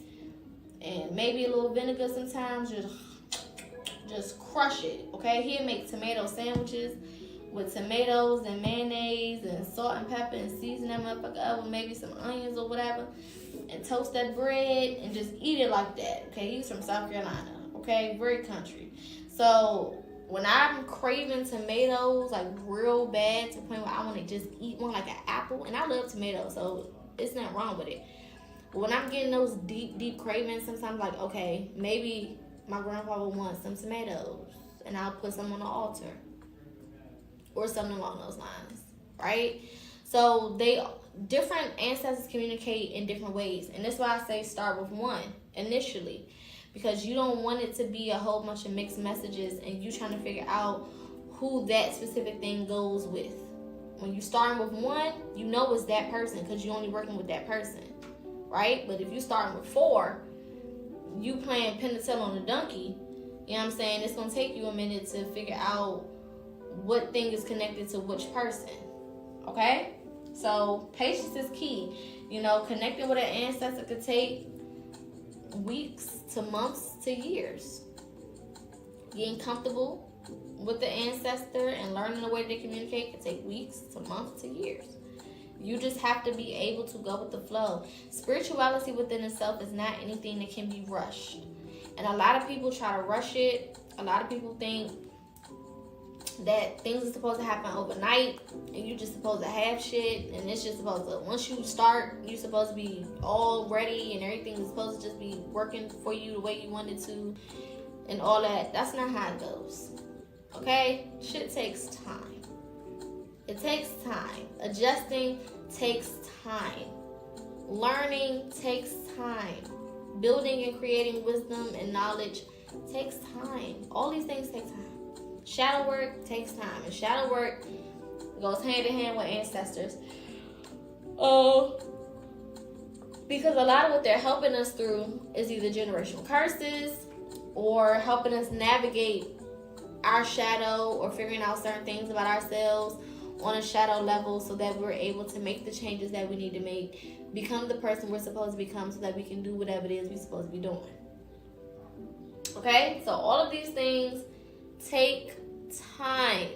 Be patient. It's not going to happen in 30 days.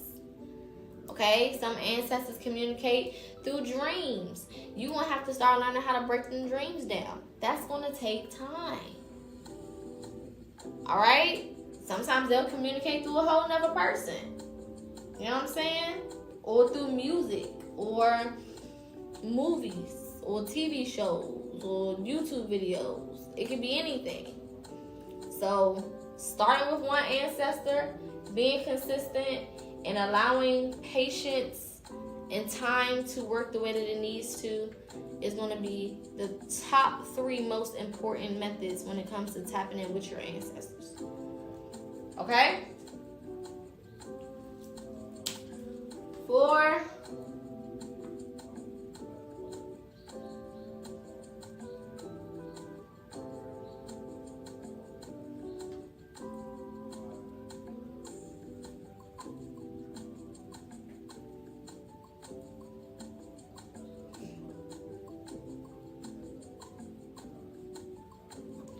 We only connect with ancestors that are positive. Period. Would you go around a negative ass family member today? No. Would you tell a negative ass family member your business and what you need help with in life? Hell no. Would you invite a negative ass family member into your home, into your private space? Fuck no. So don't do it with your ancestors.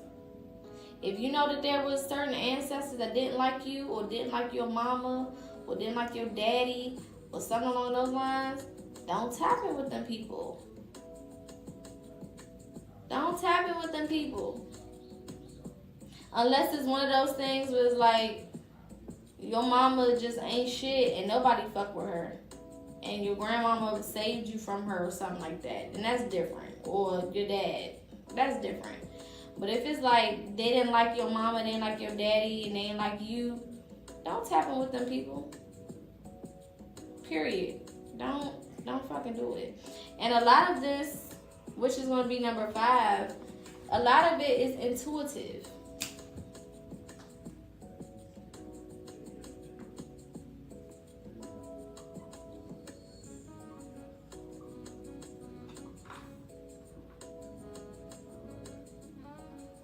So when you start tapping in with whatever ancestor you choose, you're going to be able to feel through your intuition if this is something that you should continue, or maybe this is not the person that you should be tapping in with.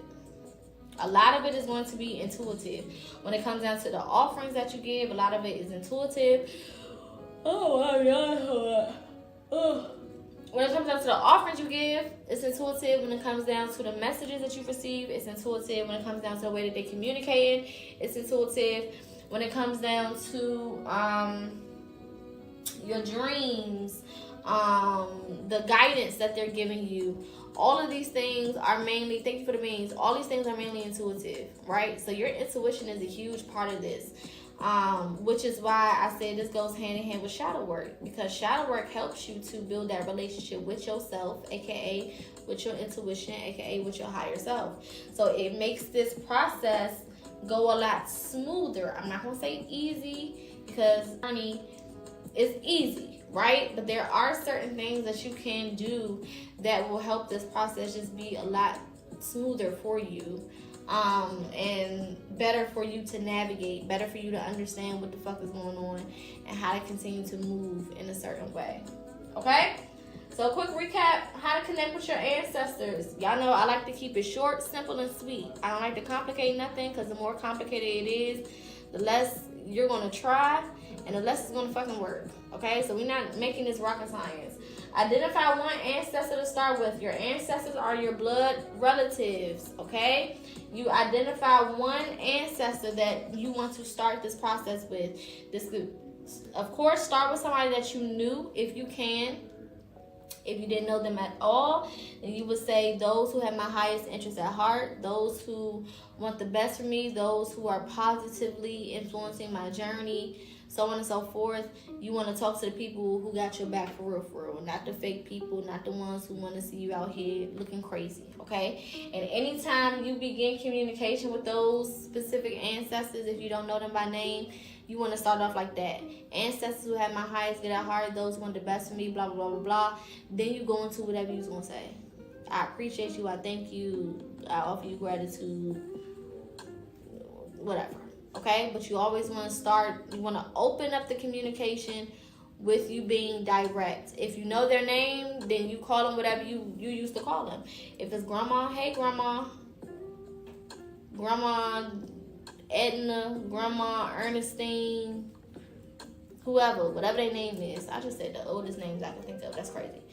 But yeah, you know what I'm saying? You start with the name and then you keep it pushing. If it's Grandpa, Grandpa James, Grandpa John, Grandpa Elijah, I don't fucking know. Start with the name if you know the name. If you had a nickname for them, you can use their nickname. Papa, Grandma, Nana, Grammy, whatever, okay? TT, whatever you used to call them. Make it as personal as you can, okay? Then begin consistent communication. Like I said, you need to do at least communication in the rising time. So the AM, the afternoon, and then the PM. Minimum. It can be any hours in between these times. So the AM is usually 12 a.m. to 12 p.m. Then the afternoon is 12 p.m. to about like 6 p.m. And then the nighttime would be 6 p.m. to 12 a.m., right? So anytime in between each of those time frames, you need to be at least saying something to start out with. Now, of course, if you want to just talk to them whenever you feel like it throughout the day, go for it. Go for it. It can be the whole day. It can be most of the day. It can be if you talk to them all the way from home to work, and then a little bit while you at work, and then on your lunch break, and then you mention a couple things on your way home, and then a couple things in your head when you was with the kids, and a couple things when you sitting on the couch. Go for it. Okay? There's no maximum amount of time that you can communicate or invite them into your space throughout the day. But the minimum, I would say, at least 2 to 3 times a day. Minimum. And again, it don't have to be long and drawn out. It can be like, just like when we was in church and you say like a quick little prayer. It can be like that. Same type of thing. It's just different mentality, different person you're talking to. You know, different in that regard. Thank you for the bean. Different in that regard. But same concept. You know, right before you go to bed. I know when I was in church, right before I go to bed, I would pray. So instead of me praying, I would just talk to my ancestors. Hey, thank you so much for this day. Thank you for protection throughout the day. Thank you for, assisting me with having an amazing day and connecting with the people I was supposed to connect with and doing the things I was supposed to do. I'm so excited for tomorrow. I know that you'll be there beside me, guiding me, helping me, assisting me tomorrow. Blah, blah, blah, blah. Whatever. Love you. And good night. Quick little something. When you wake up in the rising, grand rising, divine ancestors, spirit team, grandpa, grandma, nana, auntie, TT, whoever, blah, blah, blah. I'm so happy and grateful in advance for protection throughout this day and direction, keeping me away from things that no longer serve me or that are beneath me or that have negative energy, blah, blah, blah, blah. If I have a test today, I'm so happy and grateful that I'm going to be assisted with passing my test today or whatever I got going on for the day. If I got kids, thank you also for protecting the kids as they go to school and blah, blah, blah. If I got a man or I'm in a relationship, thank you so much for protecting my partner and assisting my partner with being safe and blah, blah, blah, blah, blah, blah. So on and so forth, okay? And then throughout the day, the middle of the day, hey, just checking in, just want to say thank you, just giving gratitude. Thank you for whatever happened so far today, blah, blah, blah, blah, blah. I mean, whatever you feel. Or it can be like, I'm pissed off and I really need y'all to help me calm down. I'm irritated or I have anxiety or I'm starting to get worried. I mean, I'm in my head and I need assistance with calming down or getting out of my head or making this make sense, or I'm having a dilemma right now and I don't know which way to go. I need some help intuitively with, me making the right decision, blah, blah, blah, blah. Whatever it is, okay? Almost like how you would call a best friend or somebody that you know cares about you, and you'll kind of talk to them throughout the day or update them on what's going on and have conversations with them and shit like that. Same thing. I tell my best friends certain shit, but certain things I don't talk to them about. Ever since I started working with my ancestors, because I was one of those people, I never told all my business to whoever. It don't matter who you are. You never gonna know everything about me. No person on this earth will ever know everything about me. That's just a me thing. But there'll be people who, if certain things were going on, I will always pick up the phone and ask for advice or just want them to, want the more support or whatever. Once I started talking with my ancestors more, I cut down on them phone calls a lot.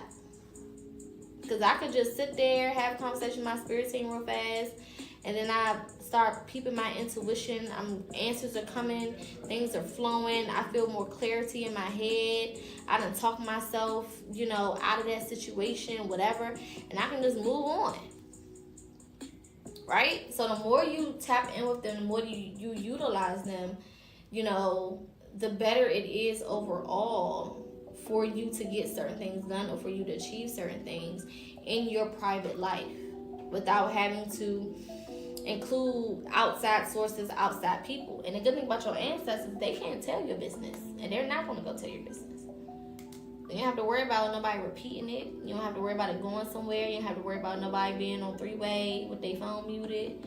You got to worry about nobody going back and telling somebody else what you said. You have to worry about none of that. Okay? Patience is key. Take your time. This process will take as long as it will take. And you're not doing it to get a certain result in a certain time frame. You're doing it just to get a result. So eliminate the expectations when it comes to time and all of that. Get that out your head. Okay? Only connect with ancestors that are positive. So be super specific when you're dealing with these spirits. Don't just be out here just saying ancestors. Some people do that. It's like, oh, my ancestors this, ancestors that. Who? That's like saying my family this, my family that. All my family don't fuck with me. And I don't fuck with all my family. So I'm never just going to group everybody in there like that. That's crazy. Same thing with your ancestors. You don't want to just group everybody together. You want to be working with those who are positive. And you do that by saying those who are positive. I'm speaking to those who have my best interests at heart. Those who want the best for me. Those who are helping and assisting me get to the life that I'm supposed to be living. So on and so forth. However it comes to you in your heart, that's how you want to communicate it. Okay? And then this process is intuitive. Your intuition is the biggest part of this process. Most of the messages that you receive are going to be through your intuition. Most of the things that come to you will be through your intuition. Most of the things that you see, you hear, you feel, you taste, so on and so forth, will be intuitive. Okay? Again, if you can't identify one ancestor, then you just say those who have my highest good at heart, those who are positive, those who want the best for me, those who help and assist me with getting to my goals, achieving my goals, achieving success, getting to the destiny, whatever. You specify it that way. All right? So now we're going to go through how to set up your altar. And then we're going to do a quick Q&A. And then that's going to be it for this. I like to keep this part, just like shadow work, I like to keep it short and sweet. Because the more complicated it seems, the more complicated it will be, and the less you will do. And we don't got time for that. We want you to do as much as you can. And take your time with it.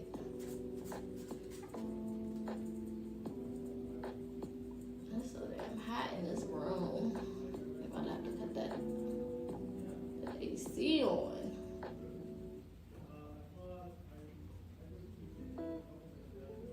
All right.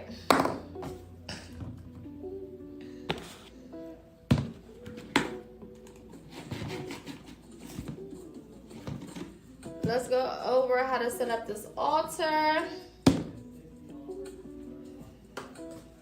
When to set up your altar, if you need to even set up an altar, because everybody don't need an altar. They just don't.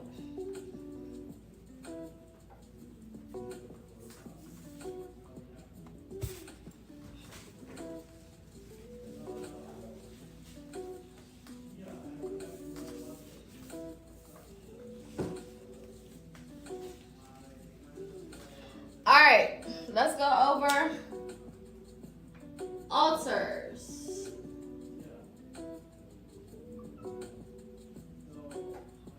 All right.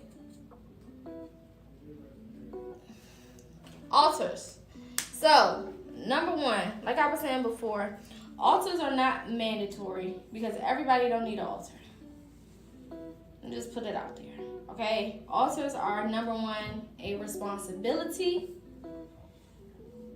And everybody just does not need to have one. It's not for everybody to have one. It's definitely something that you are called to, that you are drawn to, that you personally feel, you connect with, or you feel intuitively guided toward, okay? If you don't feel like you need an altar, you probably don't need one. If you're not being called to set up an altar, you probably don't need to set one up. Sometimes that can change. It may start off like that. Be like, I'm not really feeling it. I don't think I need one right now. I'm just going to connect regularly, and that's just going to be that. And then later on, you set one up, okay? I go through periods. Well, in the beginning, I went through periods where I had one, and then I got inconsistent. Okay? And ain't nothing worse than having your ancestors used to you having an altar for some time and connecting with them on that level and giving them offerings and all this stuff, and then you just fall off. It's like, again, if here in the physical and you had a relationship with somebody in the physical and you have this routine of things that you do every single week or once a week or whatever the case is, and then all of a sudden you just stop everything, they're gonna be looking at you like, what the fuck? Okay? So don't start an altar if you are not prepared to be consistent with an altar. Consistency is key. Okay? And I'm gonna go through how consistent you need to be when we're about to go through the setup and everything. But you need to be consistent. Also, if you're just starting to tap in with your ancestors, don't put up no altar until you are a year, 6 months to a year into being consistent. If you are not 6 months to a year into being consistent, then what the fuck is the point of you setting up an altar? Because if you can't even talk to them consistently, if you can't even tap in with them consistently, if you can't even tune in with them consistently, what are you setting up an altar for? You're just going to be even more inconsistent. So 6 months to a year. Number one, that'll help you get comfortable. That'll help you get used to doing something ritualistic, because an altar is a ritual, right? So it'll help you get used to a ritualistic type of thing, okay? And it'll help you, get more prepared for having something of that magnitude and of that responsibility. All right? So, first thing you want to do is pick a location.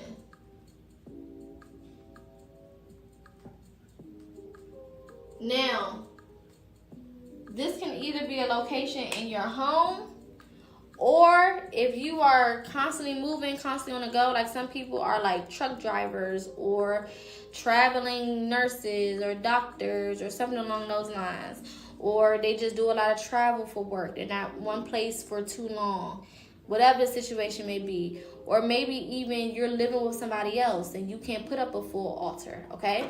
Then you can create something that we call a travel altar, which is basically all of the items that I'm about to give you, but you put them in a little box, and wherever you go, you set it up when you need it. Okay? But if you have a consistent place that you could put it, then you need to pick a space in your home. This space needs to be away from your bed. So I wouldn't recommend bedrooms, but if you absolutely have to put it in your bedroom, it needs to be away from your bed. Okay? For obvious reasons. They don't need to be that close to your bed. Okay? If you do have other room in your home, then it needs to be somewhere that is away from guests and company. Because you don't want to have people coming to your house. Your altar is right there. They sending all types of evil eyes and looking at your sacred space all weird. And you know what I'm saying? Fucking up the energy of the space. So if you can put it in a secluded area, then put it in a secluded area. A closet that's dedicated to that. A little nook, a cranny, or somewhere where you can like gate it off, block it off, or something like that. An extra room if you have it. Somewhere where if you have guests, it's not just right there and everybody can see it, because it's not their business. You want to treat your ancestor altar like it's the sacred space that it is, right? Now, if you don't have people coming over your house for real like that anyway, then you can put it wherever you want. But if you know you be having company sometimes, and you don't, even though you love these people or care about them, you don't want them all up in your altar business, then you definitely want to have it somewhere ducked off. Especially if there's people that may not have the same beliefs as you. Because you might fuck with them, you might love them, they may love you. But because y'all don't share the same beliefs, they'll come in your shit and get to looking, sending evil eyes to your space. Can a created collage be an altar like with everything they like and did? Yes, but not on paper. So it would have to be a physical collage. Of course, that's definitely an altar. Okay? So you want to pick a location. Somewhere, thank you, Jay. somewhere segregated, not where a lot of people will see it, in a place where you can really feel kind of secluded. Okay? Second thing you want to do is cleanse that space.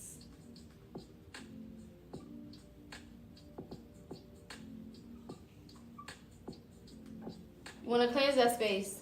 Sage it, smudge it, whatever. You want to neutralize the energy there. I recommend using dragon's blood sage, which is the red sage. Get dragon's blood sage. Clean that area up physically, okay? Like actually clean it up. And then get your dragon's blood sage. Open all the windows and the doors. Sage that space. Y'all know when we sage, we speak intentions. I'm so happy and grateful that this space is being cleansed to make room for my divine ancestors, my spirit team, yada, yada, yada, woo, woo, woo. Okay? After the sage clears and the smoke clears, then you can go back with something else like Palo Santo or bay leaves, or you can burn some coffee beans or burn cinnamon or whatever and use that to smudge that space as well. Okay? And when you do that, you can close the windows and the doors. But anytime you're saging, open doors, open windows. Anytime you're sweetening up the space or adding the energy back into the space, you close the windows, close the doors. Okay? So pick your location and then cleanse that space. Alright? Next thing you want to do is get some type of altar table or setup. Okay? What are you putting your altar on?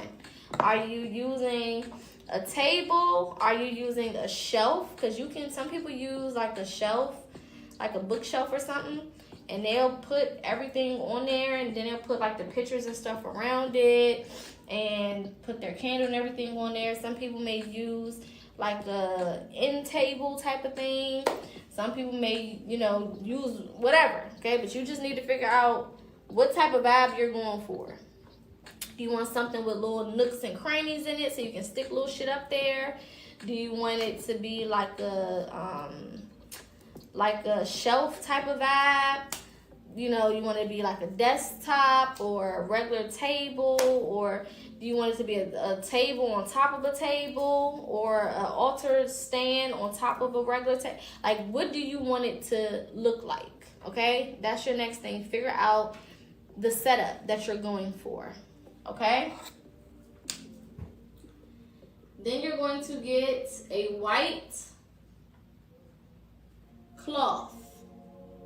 This has to be brand new. So don't go down in no basement and pull out no box of white sheets and use that. Get you a brand new white cloth. Okay?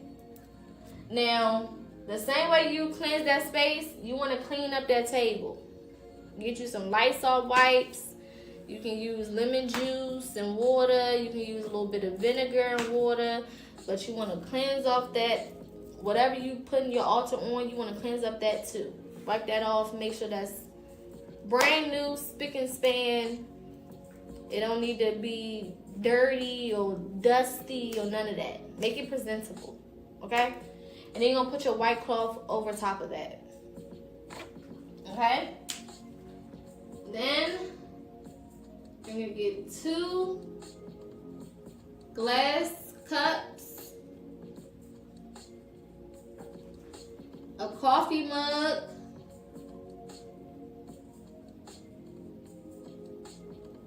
and a shot glass. Okay? 2 glass cups, a coffee mug, and a shot glass. Alright?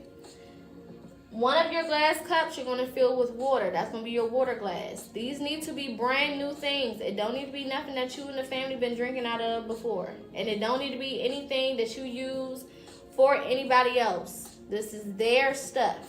Okay? You can get it for a couple dollars at the dollar store. Literally, you can get a little set. Okay? A couple dollars at the dollar store. Alright? 2 glass cups, a coffee mug, and a shot glass. So one of these glasses, you're going to put water in it. That's going to be your water glass. Water must stay in that glass at all times. Now, as you continue to work with your ancestors, you'll see that the water will evaporate out of the cup or out of the glass, okay? And this is when we get into our ritual of cleaning and reviving the altar. We're going to go through that in a second. But you will be, putting new water, fresh water in that glass once a week.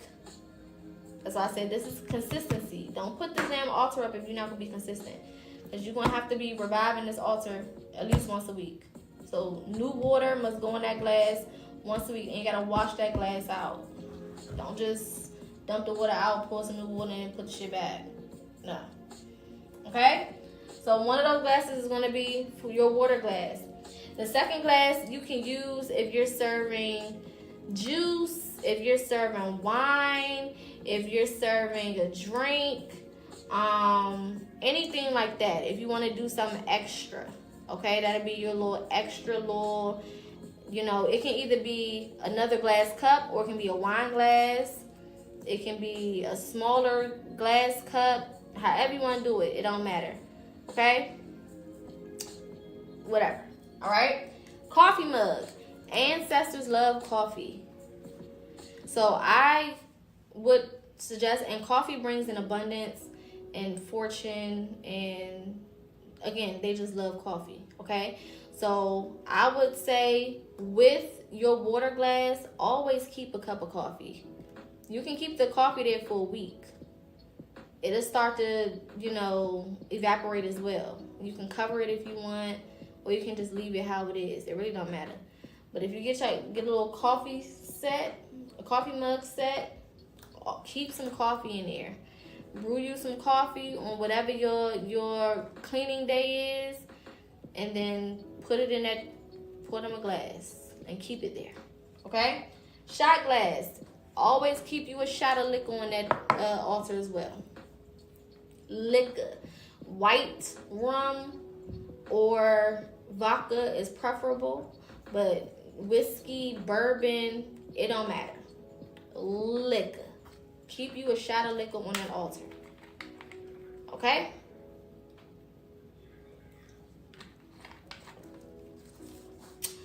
Bubbles in your glass can mean a couple of different things. If it's on the altar and there's bubbles in your glass, then usually that means, it's a good sign that your spirit team is active on that altar.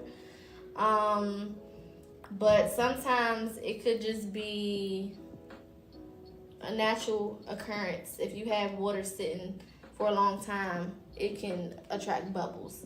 But if it's on your altar, then that can definitely be a good sign. Okay? All right, 2 glasses, coffee mug, shot glass. Yes, they love liquor. All right, next thing you want to do is get a white 7-day candle. The reason I say use a 7-day candle is because it lasts 7 days. So by the time the candle burn out, that'll usually be your time to redo the altar anyway. So it just makes sense. They also have 14-day candles, I believe, and 10-day candles. You can use whatever you want. But 7-day candles, I think, are the best because, again, every 7 days, you need to be redoing your altar anyway. When I say redo it, I mean changing the water, changing the coffee, changing the liquor. If you had drinks over there, change that. Whatever it is, maybe giving them a food offering. That's your day to clean. If you've been lighting incense or whatever, clean the dust up and all that. You know what I'm saying? Throw away whatever trash is over there. If you was doing a ritual through the week, dispose of the ritual. All that. 1 day a week is when you kind of regroup your whole altar. So if you're using a 7-day candle, the day that you light that candle, 7 days from then, it'll probably be going out, and that's the day that you can go ahead and light another one and start the process all over again. But it must be white cloth, white candle all the time. Candles must stay lit on the altar 24/7.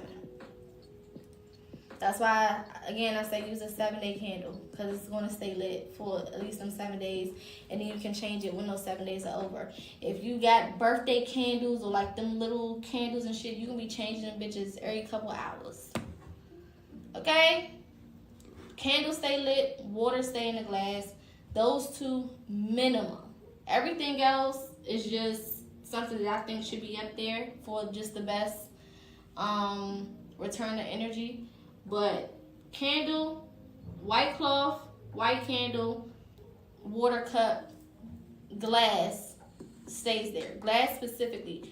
Don't put no plastic on that damn altar. Okay?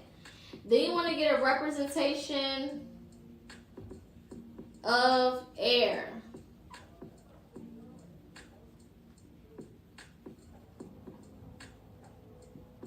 So you got your water element with your water glass. You got your fire element with the 7-day candle.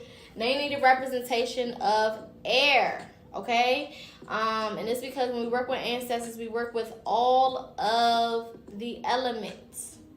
Okay, don't blow no candles out. Please, that's a no-no. Never blow your candles out. You can smut them out, which means take the oxygen out. So you can just put a lid over top of it and let the flame go out. We never blow out candles. That's a no-no. You basically are undoing everything that you did. The candle has to stay lit because we're working with the elements. When we work with ancestors and altars, we work with the 4 elements. Fire is an element of fire is an element. Okay. Yeah, if you put the lid on, that's cool. You can do that when you leave. Like, if you have to leave to go on vacation or something like that. Because it depends on the way your house is set up. But I would go to work and come back and leave my candle. Shit, I've been gone sometimes for a weekend and left my candle burning. You know, it just depends. Now, I don't want to buy a house to get, burnt down. But if you feel like, okay, while I'm at work, I'm going to go ahead and put this candle out, and then when I come back, I'm going to relight it, you can do that. You don't necessarily have to, but if you feel in your heart of hearts and your intuition like you need to do that, do that. But my candle stayed burning. Shit, sometimes I went on vacation and my candle was burning. I mean, like, out the country. Like, I left the country and left that candle burning. Like, fuck it. Came back home. Sometimes it was either still burning, if it was that tight, or whatever. You know what I'm saying? Me too, I also placed the glass candle in a bowl of water. You can do that too. If you want to leave it burning and you just scared, you can definitely place it in a bowl of water just in case something happens. It shake or try to fall or something. It'll fall into that water and then you good. It'll put itself out. So you can definitely do that too. Okay? But you need a representation of air. So this could be matches. This could be tobacco. Ancestors love tobacco. This could be incense. This could be sage or any other type of smudge. Palo Santo. Any of those things that would produce some type of aromatic type of energy. Okay? Then you need a representation of earth.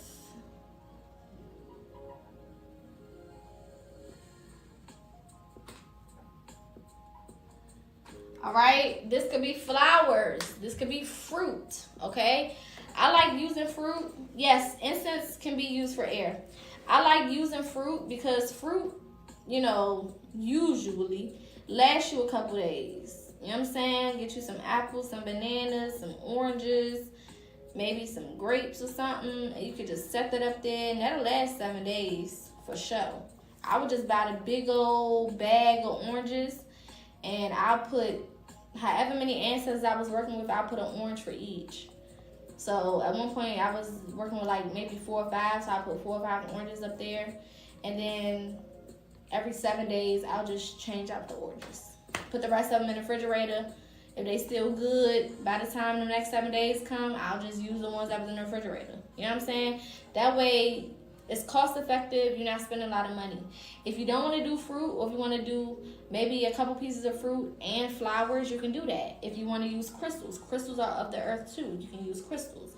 If you want to use a plant or sticks or dirt or grass or something along those lines, anything that comes from the earth, you can use that.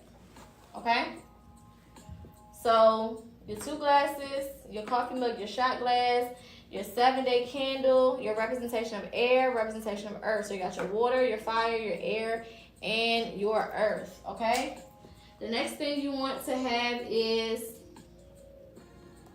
a petition. Okay? A petition is basically going to be, thank you for the gifts. A petition is basically going to be a written out statement of your intentions for this altar. Okay, so this is going to go under your white cloth. All right, so you're going to write out your petition. I'm so happy and grateful that this space, this altar space, is used for those ancestors that have my highest good at heart. Specifically, this person's name, that person's name, this person's name, that person's name. If you know their specific names. If you don't, you just say my ancestors have my highest good at heart, those who want the best of me, those who guide me positively on this journey, blah, blah, blah, however you want to word it, right? I'm so happy for protection and direction and guidance and assistance with my manifestations. Everything that you want them to show up for you for, and the ways you want them to show up, everything you want to be done, everything you want to use this space for. I'm thankful for using this space for, meditating and getting closer with myself and closer with my spirit team and higher self and blah, blah, blah, blah, blah. Whatever you want to do, you write all of that down inside of that petition. And then you take that petition, you put it under the white cloth, and then you set up all of your other stuff on it. Okay? Do you consider yourself a high priestess? Yes. For sure. Okay? Then you want to get, and this is optional, pictures. Now, the thing with pictures is the pictures on your altar can only be of those who have passed. You never put a picture of anybody who is alive on your altar. So if you have a picture with that person and this is a picture that you really love, don't use that picture. If you do use it, cut yourself out. Okay? If that person took a picture with somebody else and the person that took the picture with is still alive, cut that person out before you use that damn picture. Don't put no picture on the altar of anybody who is living. That is bad juju. We don't do that. Okay? People who are not living only. That's what the altar is for. Okay? The picture is to symbolize the ancestors that you're connecting with. It just helps make it more personable. It helps you directly connect with that person's energy a lot easier. Okay? Thank you for the gifts. Right? But you don't want to put anyone who is alive on that altar because it's bad juju. Altars are for people who are no longer here. So if you put somebody who is alive on there, you're basically putting juju on them for them to eventually no longer be here faster than their time is. You don't want nobody to go before their time. Representation of air could be incense. It could be matches. It could be Palo Santo. It could be sage. It could be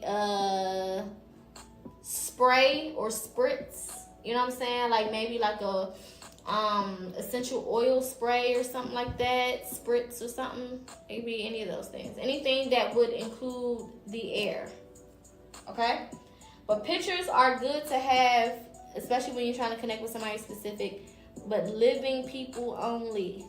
Okay? Please don't put nobody who was alive on that altar. Please. Okay? You can also add little trinkets or things that either they used to like or things that you like. So maybe, some people have ancestor money on their altar, which you could burn. Or they have, just like other little trinkets and things that maybe their watch or earrings or scarf or whatever, okay? Yes, you can use their favorite perfume for representation of air. Yes, you absolutely can. Or cologne if it's a male, okay? If it's more than one, you can put both up there or however many, okay? So this is the basic setup. These are the things that you need, okay? Now we're going to go through the steps of offerings, giving offerings. Ancestor money is just basically fake money that you can get and you can burn it to represent it's like an offering. It's like giving them money, but of course we can't physically give them money, so you burn it so that it transcends to the astral realm.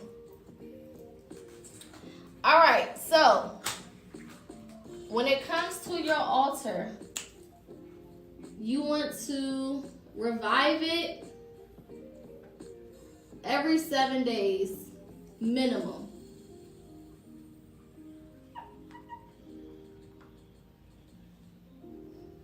Minimum. Ancestor money is not minimum. Ancestor money is not right.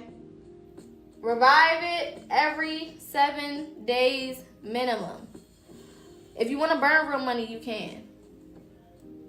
Okay, you're doing it in your house, so nobody's gonna call the police. Some people do burn real money every now and again. If you want to, you absolutely can. Okay. Every 7 days. Okay, so I would say pick one day out of the week that you can really dedicate time to your altar. So whether this is like, I used to do mine on Sundays, every Sunday or every Saturday, because I have the time, I'm at home, I'm not doing much. And then also, Sundays are my days to get my groceries for the week and things like that. So if there are any things that I'm going to put on my altar as an offering, that'll be the day that I do it anyway. Because that's the day I'm either cooking or I'm getting shit together or I just purchased new groceries. So I'm going to add a couple things to the altar, so on and so forth. If I got new flowers, I'll put the new flowers on there. I'll change my water glass. Okay, dump that water out. Now, I wouldn't say if it's still water in your water glass, don't pour it down the sink. Pour it on a plant or something. You know what I'm saying? Multi-purpose it. Don't drink it. But, multi-purpose. Put it in the plant, put it in the grass, put it on the tree. You know what I'm saying? Something where it's beneficial. Okay, don't feed it to your pets. Don't drink it. Don't give it to your kids. Nothing like that. Okay? But use it either in nature, something like that. Don't flush it down the toilet. Don't pour it down the sink. Make use of it. Okay? If you gave them a food offering, all right, the way that you would dispose of that is, number one, how long do you keep the food up there? You don't want to keep the food up there longer than 3 days. Okay? Don't keep food on your altar longer than 3 days. There's really no point in doing that. Okay? Honestly, within 12 to 24 hours, you can really go ahead and pull it up. Okay? There's not really much more that they can do after that time period. All right? You'll know intuitively also when it's time to go ahead and take that food. Again, most of this is intuitive. So you'll feel like, okay, let me go ahead and grab it. All right? When you do get ready to throw it away, get you a brown paper bag. You can get brown paper bags from anywhere. Get you a brown paper bag, put it inside the bag, and take it somewhere in like the forest or somewhere where like the animals can eat off the remains of that. You always want to do, instead of throwing stuff away, use it, give it back to nature. That's always a win-win situation. Okay? Instead of just throwing it in the trash or flushing down the toilet. Just, if it's bones, if it's a couple of scraps of food. There's animals who eat molded food or, you know what I'm saying, food. Not saying it's going to be molded, but food that's been out for a minute, shit like that. They don't have the same digestive system as we do, so they'll be fine. Give it back. Okay? If you got pets in your own house, you can get them a bone or two. Or something like that. You know what I'm saying? It's fine. Okay? You can do food offerings as many times as you want to. There's no specific amount of how many to do. Okay, you don't have to do one every night. Some people do. If you cook, some people cook every night, so they'll just put, oh, that was another thing I forgot to tell y'all to get. If you're going to serve food to your ancestors, get them a plate and a saucer. That's only theirs.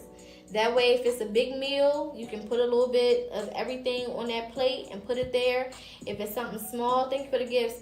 If it's something small, like, maybe a little side or something, or a dessert or something like that, you can put on that little saucer. Or maybe some fruit, some grapes, or some cookies. Maybe they like cookies, or maybe they like M&Ms or something. You know what I'm saying? Whatever. You put on a little saucer and give it to them. Always want to use real plateware. No plastic, no styrofoam, none of that. Okay? It always need to be on something that's quality. And you don't have to pay a lot. You can, like I said, you can go to the dollar store and get you some plates and a saucer. You know what I'm saying? It don't have to be expensive. And that will only be their plate, their saucer. Okay? And when you do your reviving days once a week, you go wash it. You wash out your water glass. You wash off that saucer, whatever food you served on it. You wash all that off. You wash out your shot glass before you refill it. Wash out your coffee mug before you refill it. Everything that you would use, the same way that you would wash it before you use it again, same thing. Okay? Wash it all. And wash their stuff separately than you do your other stuff. Don't mix it all up with all of the other stuff from the house. Wash their shit separately. Okay? But you want to do that every 7 days. Okay? That way you in a groove. Okay? You're not doing it too much, too soon, but you're not waiting a long time either. 7 days, that's a cycle. In it, in there and out of there. Okay? Trying to think of anything else. Oh, if you are in a relationship and you and your partner want to set up altars, your altars cannot be in the same area. They can't be side by side, and you cannot share an altar. They got to have their own altar somewhere else in the house, and you got to have your altar somewhere else in the house. They ancestors ain't your ancestors. Your ancestors ain't they ancestors. They spirit team is they spirit team. Your spirit team is your spirit team. You're not mixing and mingling ancestors and spirit teams. Okay, that's a recipe for chaos. Keep that shit separate. All right? If you have children, you can set up a small altar in their room. I've had that question before.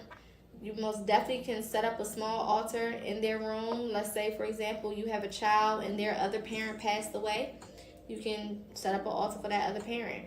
Or if they were really close with the grandparent that passed away or something like that, you can set up an altar, a small altar for them in their room and show them how to, what to use it for, how to govern it, how to clean it, all of that. Okay? If you put like small things, let's say you make a plate for the ancestors and you put it on the altar and your little baby come and grab a handful of macaroni and cheese and just start eating it, it's fine. Ancestors love children and they offer them a lot of stuff on that altar. And remember, babies and small toddlers have a different relationship with the spiritual realm than you do. So sometimes they'll see that person literally offering them something from that altar. Candy, food, they may go take a piece of chicken off that plate. As long as you just put it out there and it's fresh, like you just did it, it's fine. They can eat it. Don't get mad at them. Don't cuss them out. Don't yell at them. Don't tell them no. Don't do that. It's okay. Okay? The ancestors most definitely wanted them to have it if they got it. Trust me. All right? Now, the older they get, right, I say about 6, 7, 8, then you want to start giving them more information on how to go about the altar. Okay, how to respect it, not to touch this, not to touch that, so on and so forth. Okay, but they can most definitely, if again, they grab something and they're young, it's fine. Okay. What else? Spirit guides do not go in your ancestor altar. Ancestor altars are only for those who are blood related to you. If you do not share blood with those people, then they do not go on your altar. If you want to set up a spirit guide altar somewhere else in the house, feel free to do so. But I wouldn't suggest making one until you've gotten comfortable with your ancestor altar. But yeah, don't put them people on no altar with your blood relatives. Okay, those are your people and your people only, blood related to you. All right. Trying to think if there's anything else. If you're going to do the traveling altar, meaning you're going to take this altar with you, thank you for the beans, then get you a nice little box, a little travel box, something that's nice, okay? And then you can put your candles in it, have a white cloth in the bottom of it, have your candle in it, you can get a like miniature glass cups or shot glass, all of the different things. You don't have to do a coffee mug unless you absolutely want to. You don't have to do a 7-day candle because you're going to be traveling and moving around. So you can get like the smaller candles, maybe like a day candle or something like that, a couple hours candle, you know what I'm saying? Your representation of air and earth, of course. You want your petition to still be under your white cloth inside of your box. And if you want to put some pictures and little trinkets in there, then you can do that as well. So basically, whenever you want to set up your altar, whenever you get to your destination and you want to set your altar up, you just pull your stuff out the box, set it up, do what you need to do, and then when it's time for you to move to the next place, you put your candle out. If it didn't burn out already, put all your stuff away, put it back in the box, and keep it pushing. That way you have it wherever you go, no matter what. All right? All right, so I'm going to clean off the board. I'm going to do a quick Q&A. And then we'll be done for the day.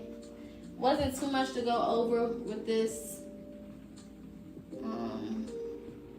which is good. Feel free to start putting your questions in the comment section. I'm going to go over them in a second. Oh, also, if you had a husband or wife that passed, and that's not your ancestor, right? Because we're talking about blood relatives, so that would not be one of your ancestors. You can most definitely still set up some type of altar for that person, right? But that wouldn't be your ancestor, and I wouldn't put them on the altar only because our ancestors don't always work well with other spirits that are not connected with them and sharing the same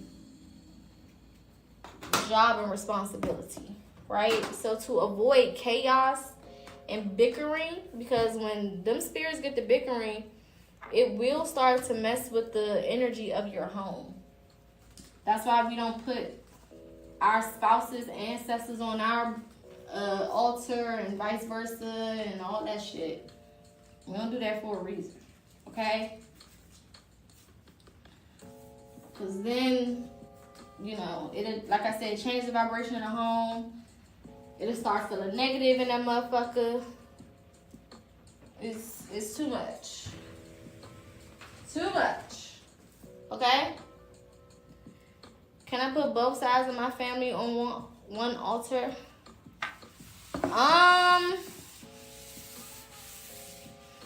Sure. I do, and I don't really have too many issues. I wouldn't, only if, you know, one side of my family didn't get along with the other. Because some families have, you know, some of these families be having these beefs with each other. And you don't want to put your life in the balance of that bullshit.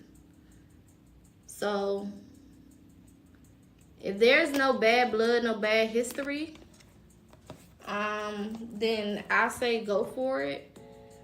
Meditate before you do it though, just, you know, to get some clarity on if that's the right decision for you. But yeah, if everything comes back fine and you feel fine about it and you feel led to do it, then go for it. Why not?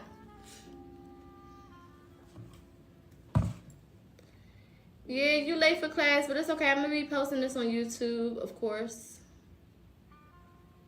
So just make sure that you subscribe to the YouTube, and it'll go live tomorrow rising. Any other questions about ancestry?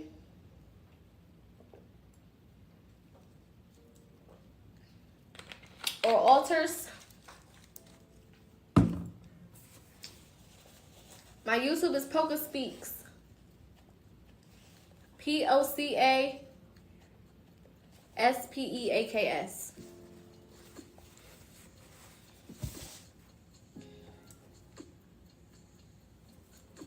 You're welcome. Definitely subscribe. All of the lives that I do, I always repost them there. So if you ever miss anything, if you're ever late, or if you didn't get the notification, or whatever, you can always go back and watch it there. Yeah, Corey put my YouTube in the comments. Any other questions about ancestors, about altars? Any other specifics before I get up out of here?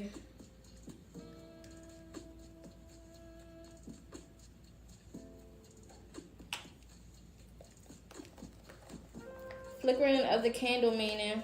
It depends. If you're in current communication with an ancestor or something, or you was just talking to them, reaching out to them, and the candle starts flickering more, that can definitely be a sign that they are communicating back to you. If you just did a ritual and you're using a candle, the bigger the flame is, the more successful the ritual is. It just depends. Sometimes it can just be the wind changing in the room.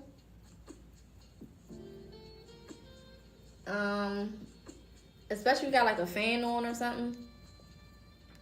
It can just be the fan blowing the flame. So I said it really depends on if you're actively communicating with that spirit, or actively doing something with the altar or something at the time that happens. Then you can directly associate that to the candle and spirit. But if it's just like, you know, the AC came on and all of a sudden it's starting to move, that's something different. Okay? Thank you, Greg. Are we letting the 7-day candles burn the whole way until it's out? Yes. Let it go out by itself. Let it go completely out by itself before you change it. Even if, let's say, you at your 7th day and it's time for you to redo your whole altar. If that candle is still burning, don't take that candle down until it stops. Maybe you got like another couple hours on it. Maybe you got another day on it. Whatever. Don't take it down until it goes out on its own. If it goes out, you can relight it, but if it continues to go out, then just start with another candle. It could be something with that candle. So if it's just like, oh, it just went out real fast or something, then of course relight it. But if you done tried to relight it about 3-4 times and it just keep going out, it's not you, it's the candle. Just throw that out and start over with another one. On Amazon, you can get, I used to get, they came in packs of 10 7-day candles, I think for like $30. And that shit would last me 2 months. I wouldn't even have to think about buying another candle for at least 2 months. Because that's every 7 days. So that's at least 8 weeks. You know, depending on if we have an extra Sunday thrown in there or not. Maybe, 10 weeks. But you get some, You know, you buy them in bulk and then you don't have to worry about it. Okay? You as well, babe.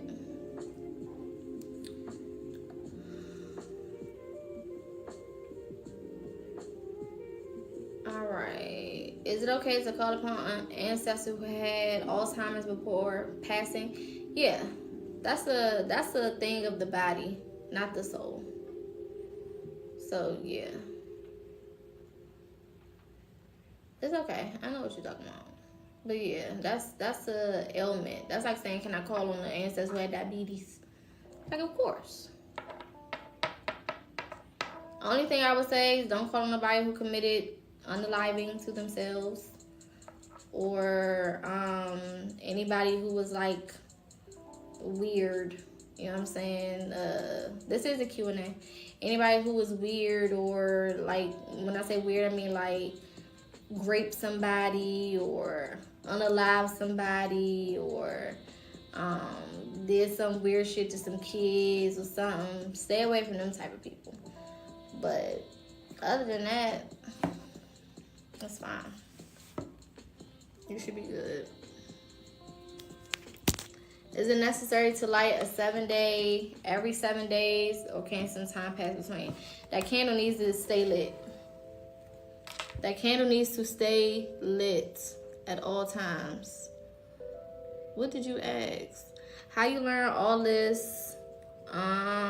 Were you initiated? I was initiated spiritually, yes. Yeah, don't let no time go between. That candle has to stay lit, because it's serving a purpose as far as the elements. It's almost like, if you ever seen like those locks where it's like 4 locks and you have to unlock each one at the same time in order for that thing to unlock. That's basically what it is. So all the 4 elements have to be in effect at the same time to keep this portal open. And remember, when you're working with ancestors, you are literally opening up a portal for them to be able to come in and out of your space. That's another thing. That's why I say make sure that you're ready for this, because then you're gonna start. You don't know how they may be in the space. You don't know if they're gonna be walking around and the floor start creaking more, or if you start hearing doors or talking, or you start seeing shadow figure. You don't know how they're going to come into the space, because you're opening up a portal. This is also why you want to be specific with the names, with whoever you're talking to, because that's a portal being opened. That's why I say be consistent for at least 6 months to a year before you even set up the altar. That way you get so familiar with these energies that you know who is in your house. Because other entities will see that portal open and jump right on through it. And a lot of them can be trickster spirits, and they make you think that they somebody and they not. So build up the connection, build up the relationship first, so that you're comfortable. Is there a way to know if they want to be called upon? Your intuition. If you're guided to call on that specific spirit, then it's for a reason, for sure. Or they'll again make themselves appear to you in some type of way, shape, or form. It's interesting that you guys don't be in your chat telling you how bring on anyone married. Oh, they do. I just ignore it. And Corey be blocking them. Because we not here for that. But yeah. Any other questions? Again, this will be posted on YouTube tomorrow. We're talking about ancestors. Shout out to my top gifters on Big O. That is Corey, J, Double R, Swamp Baby, Luminous, Miss Pooh, Ryan, Yeah, Ali, Shayna, The Oracle, and Touche. And then over here we got Miss Shauna, we got Forever Fancy, Angel Wisdom, Luxurious Soul, Special K, Sierra, I Am Love, T, Morai, I don't know if I said that right, and Jasper the Elite. Okay, shout out to all of you guys. No, I don't believe in Jesus. This is not a religious space. This is a spiritual space. Shout out to everybody who joined, everybody who participated, everybody who liked, everybody who commented, everybody who shared, everybody who invested their time and attention to adding to the space, picking up on the messages, the insight, the knowledge, the wisdom, all of those things. Again, watch this back again tomorrow if you need to. It will be posted on YouTube sometime around 7 a.m. ish, either before or after. So definitely tune in for that. What else? Thank you for the gifts. Thank you for the cash apps for those who gave to the cash app. My YouTube is PocaSPEAKS, PocaSpeaks.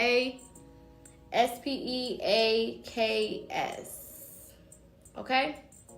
If you want to book any personal services, readings, consultations, if you need help with ancestry, if you need help with shadow work, or any of the other topics that we've covered, feel free to DM me or shoot me a inbox message, and I can send you my website, or we can discuss a service that works for you. Okay, I will be doing some specials for the month of April, so I'll be letting you guys know tomorrow exactly what those specials are.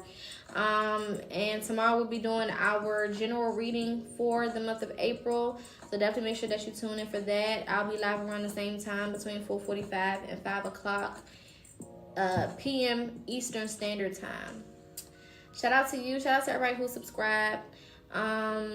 I don't reach out to ancestors like a one-on-one, but I do help you strengthen the areas that you may feel a little insecure in, give you the information that you need so that you can do it. I'm, more of a coach when it comes to making sure that you can do it, right? I don't ever want anyone to be dependent on me or relying on me or thinking that I can do something that you can't do, right? So I'm here to position you so that you can get the outcome that you're looking for. All right. Yes, I don't offer mediumship. I offer mentorship so that, again, you can tap in with your people, because them your people. I don't need to tap in with them. I do ancestor messages, so I can give you messages on behalf of your spirit team, or rather confirmation on behalf of your spirit team, but not necessarily mediumship. That's not my direct gift. I can teach you how to drink the water, but I can't drink it for you. You know what I'm saying? All right, love and light. I'll see y'all tomorrow. Make sure y'all here again. Again, make sure you subscribe. Tune into the live tomorrow. And yeah, enjoy the rest of your night.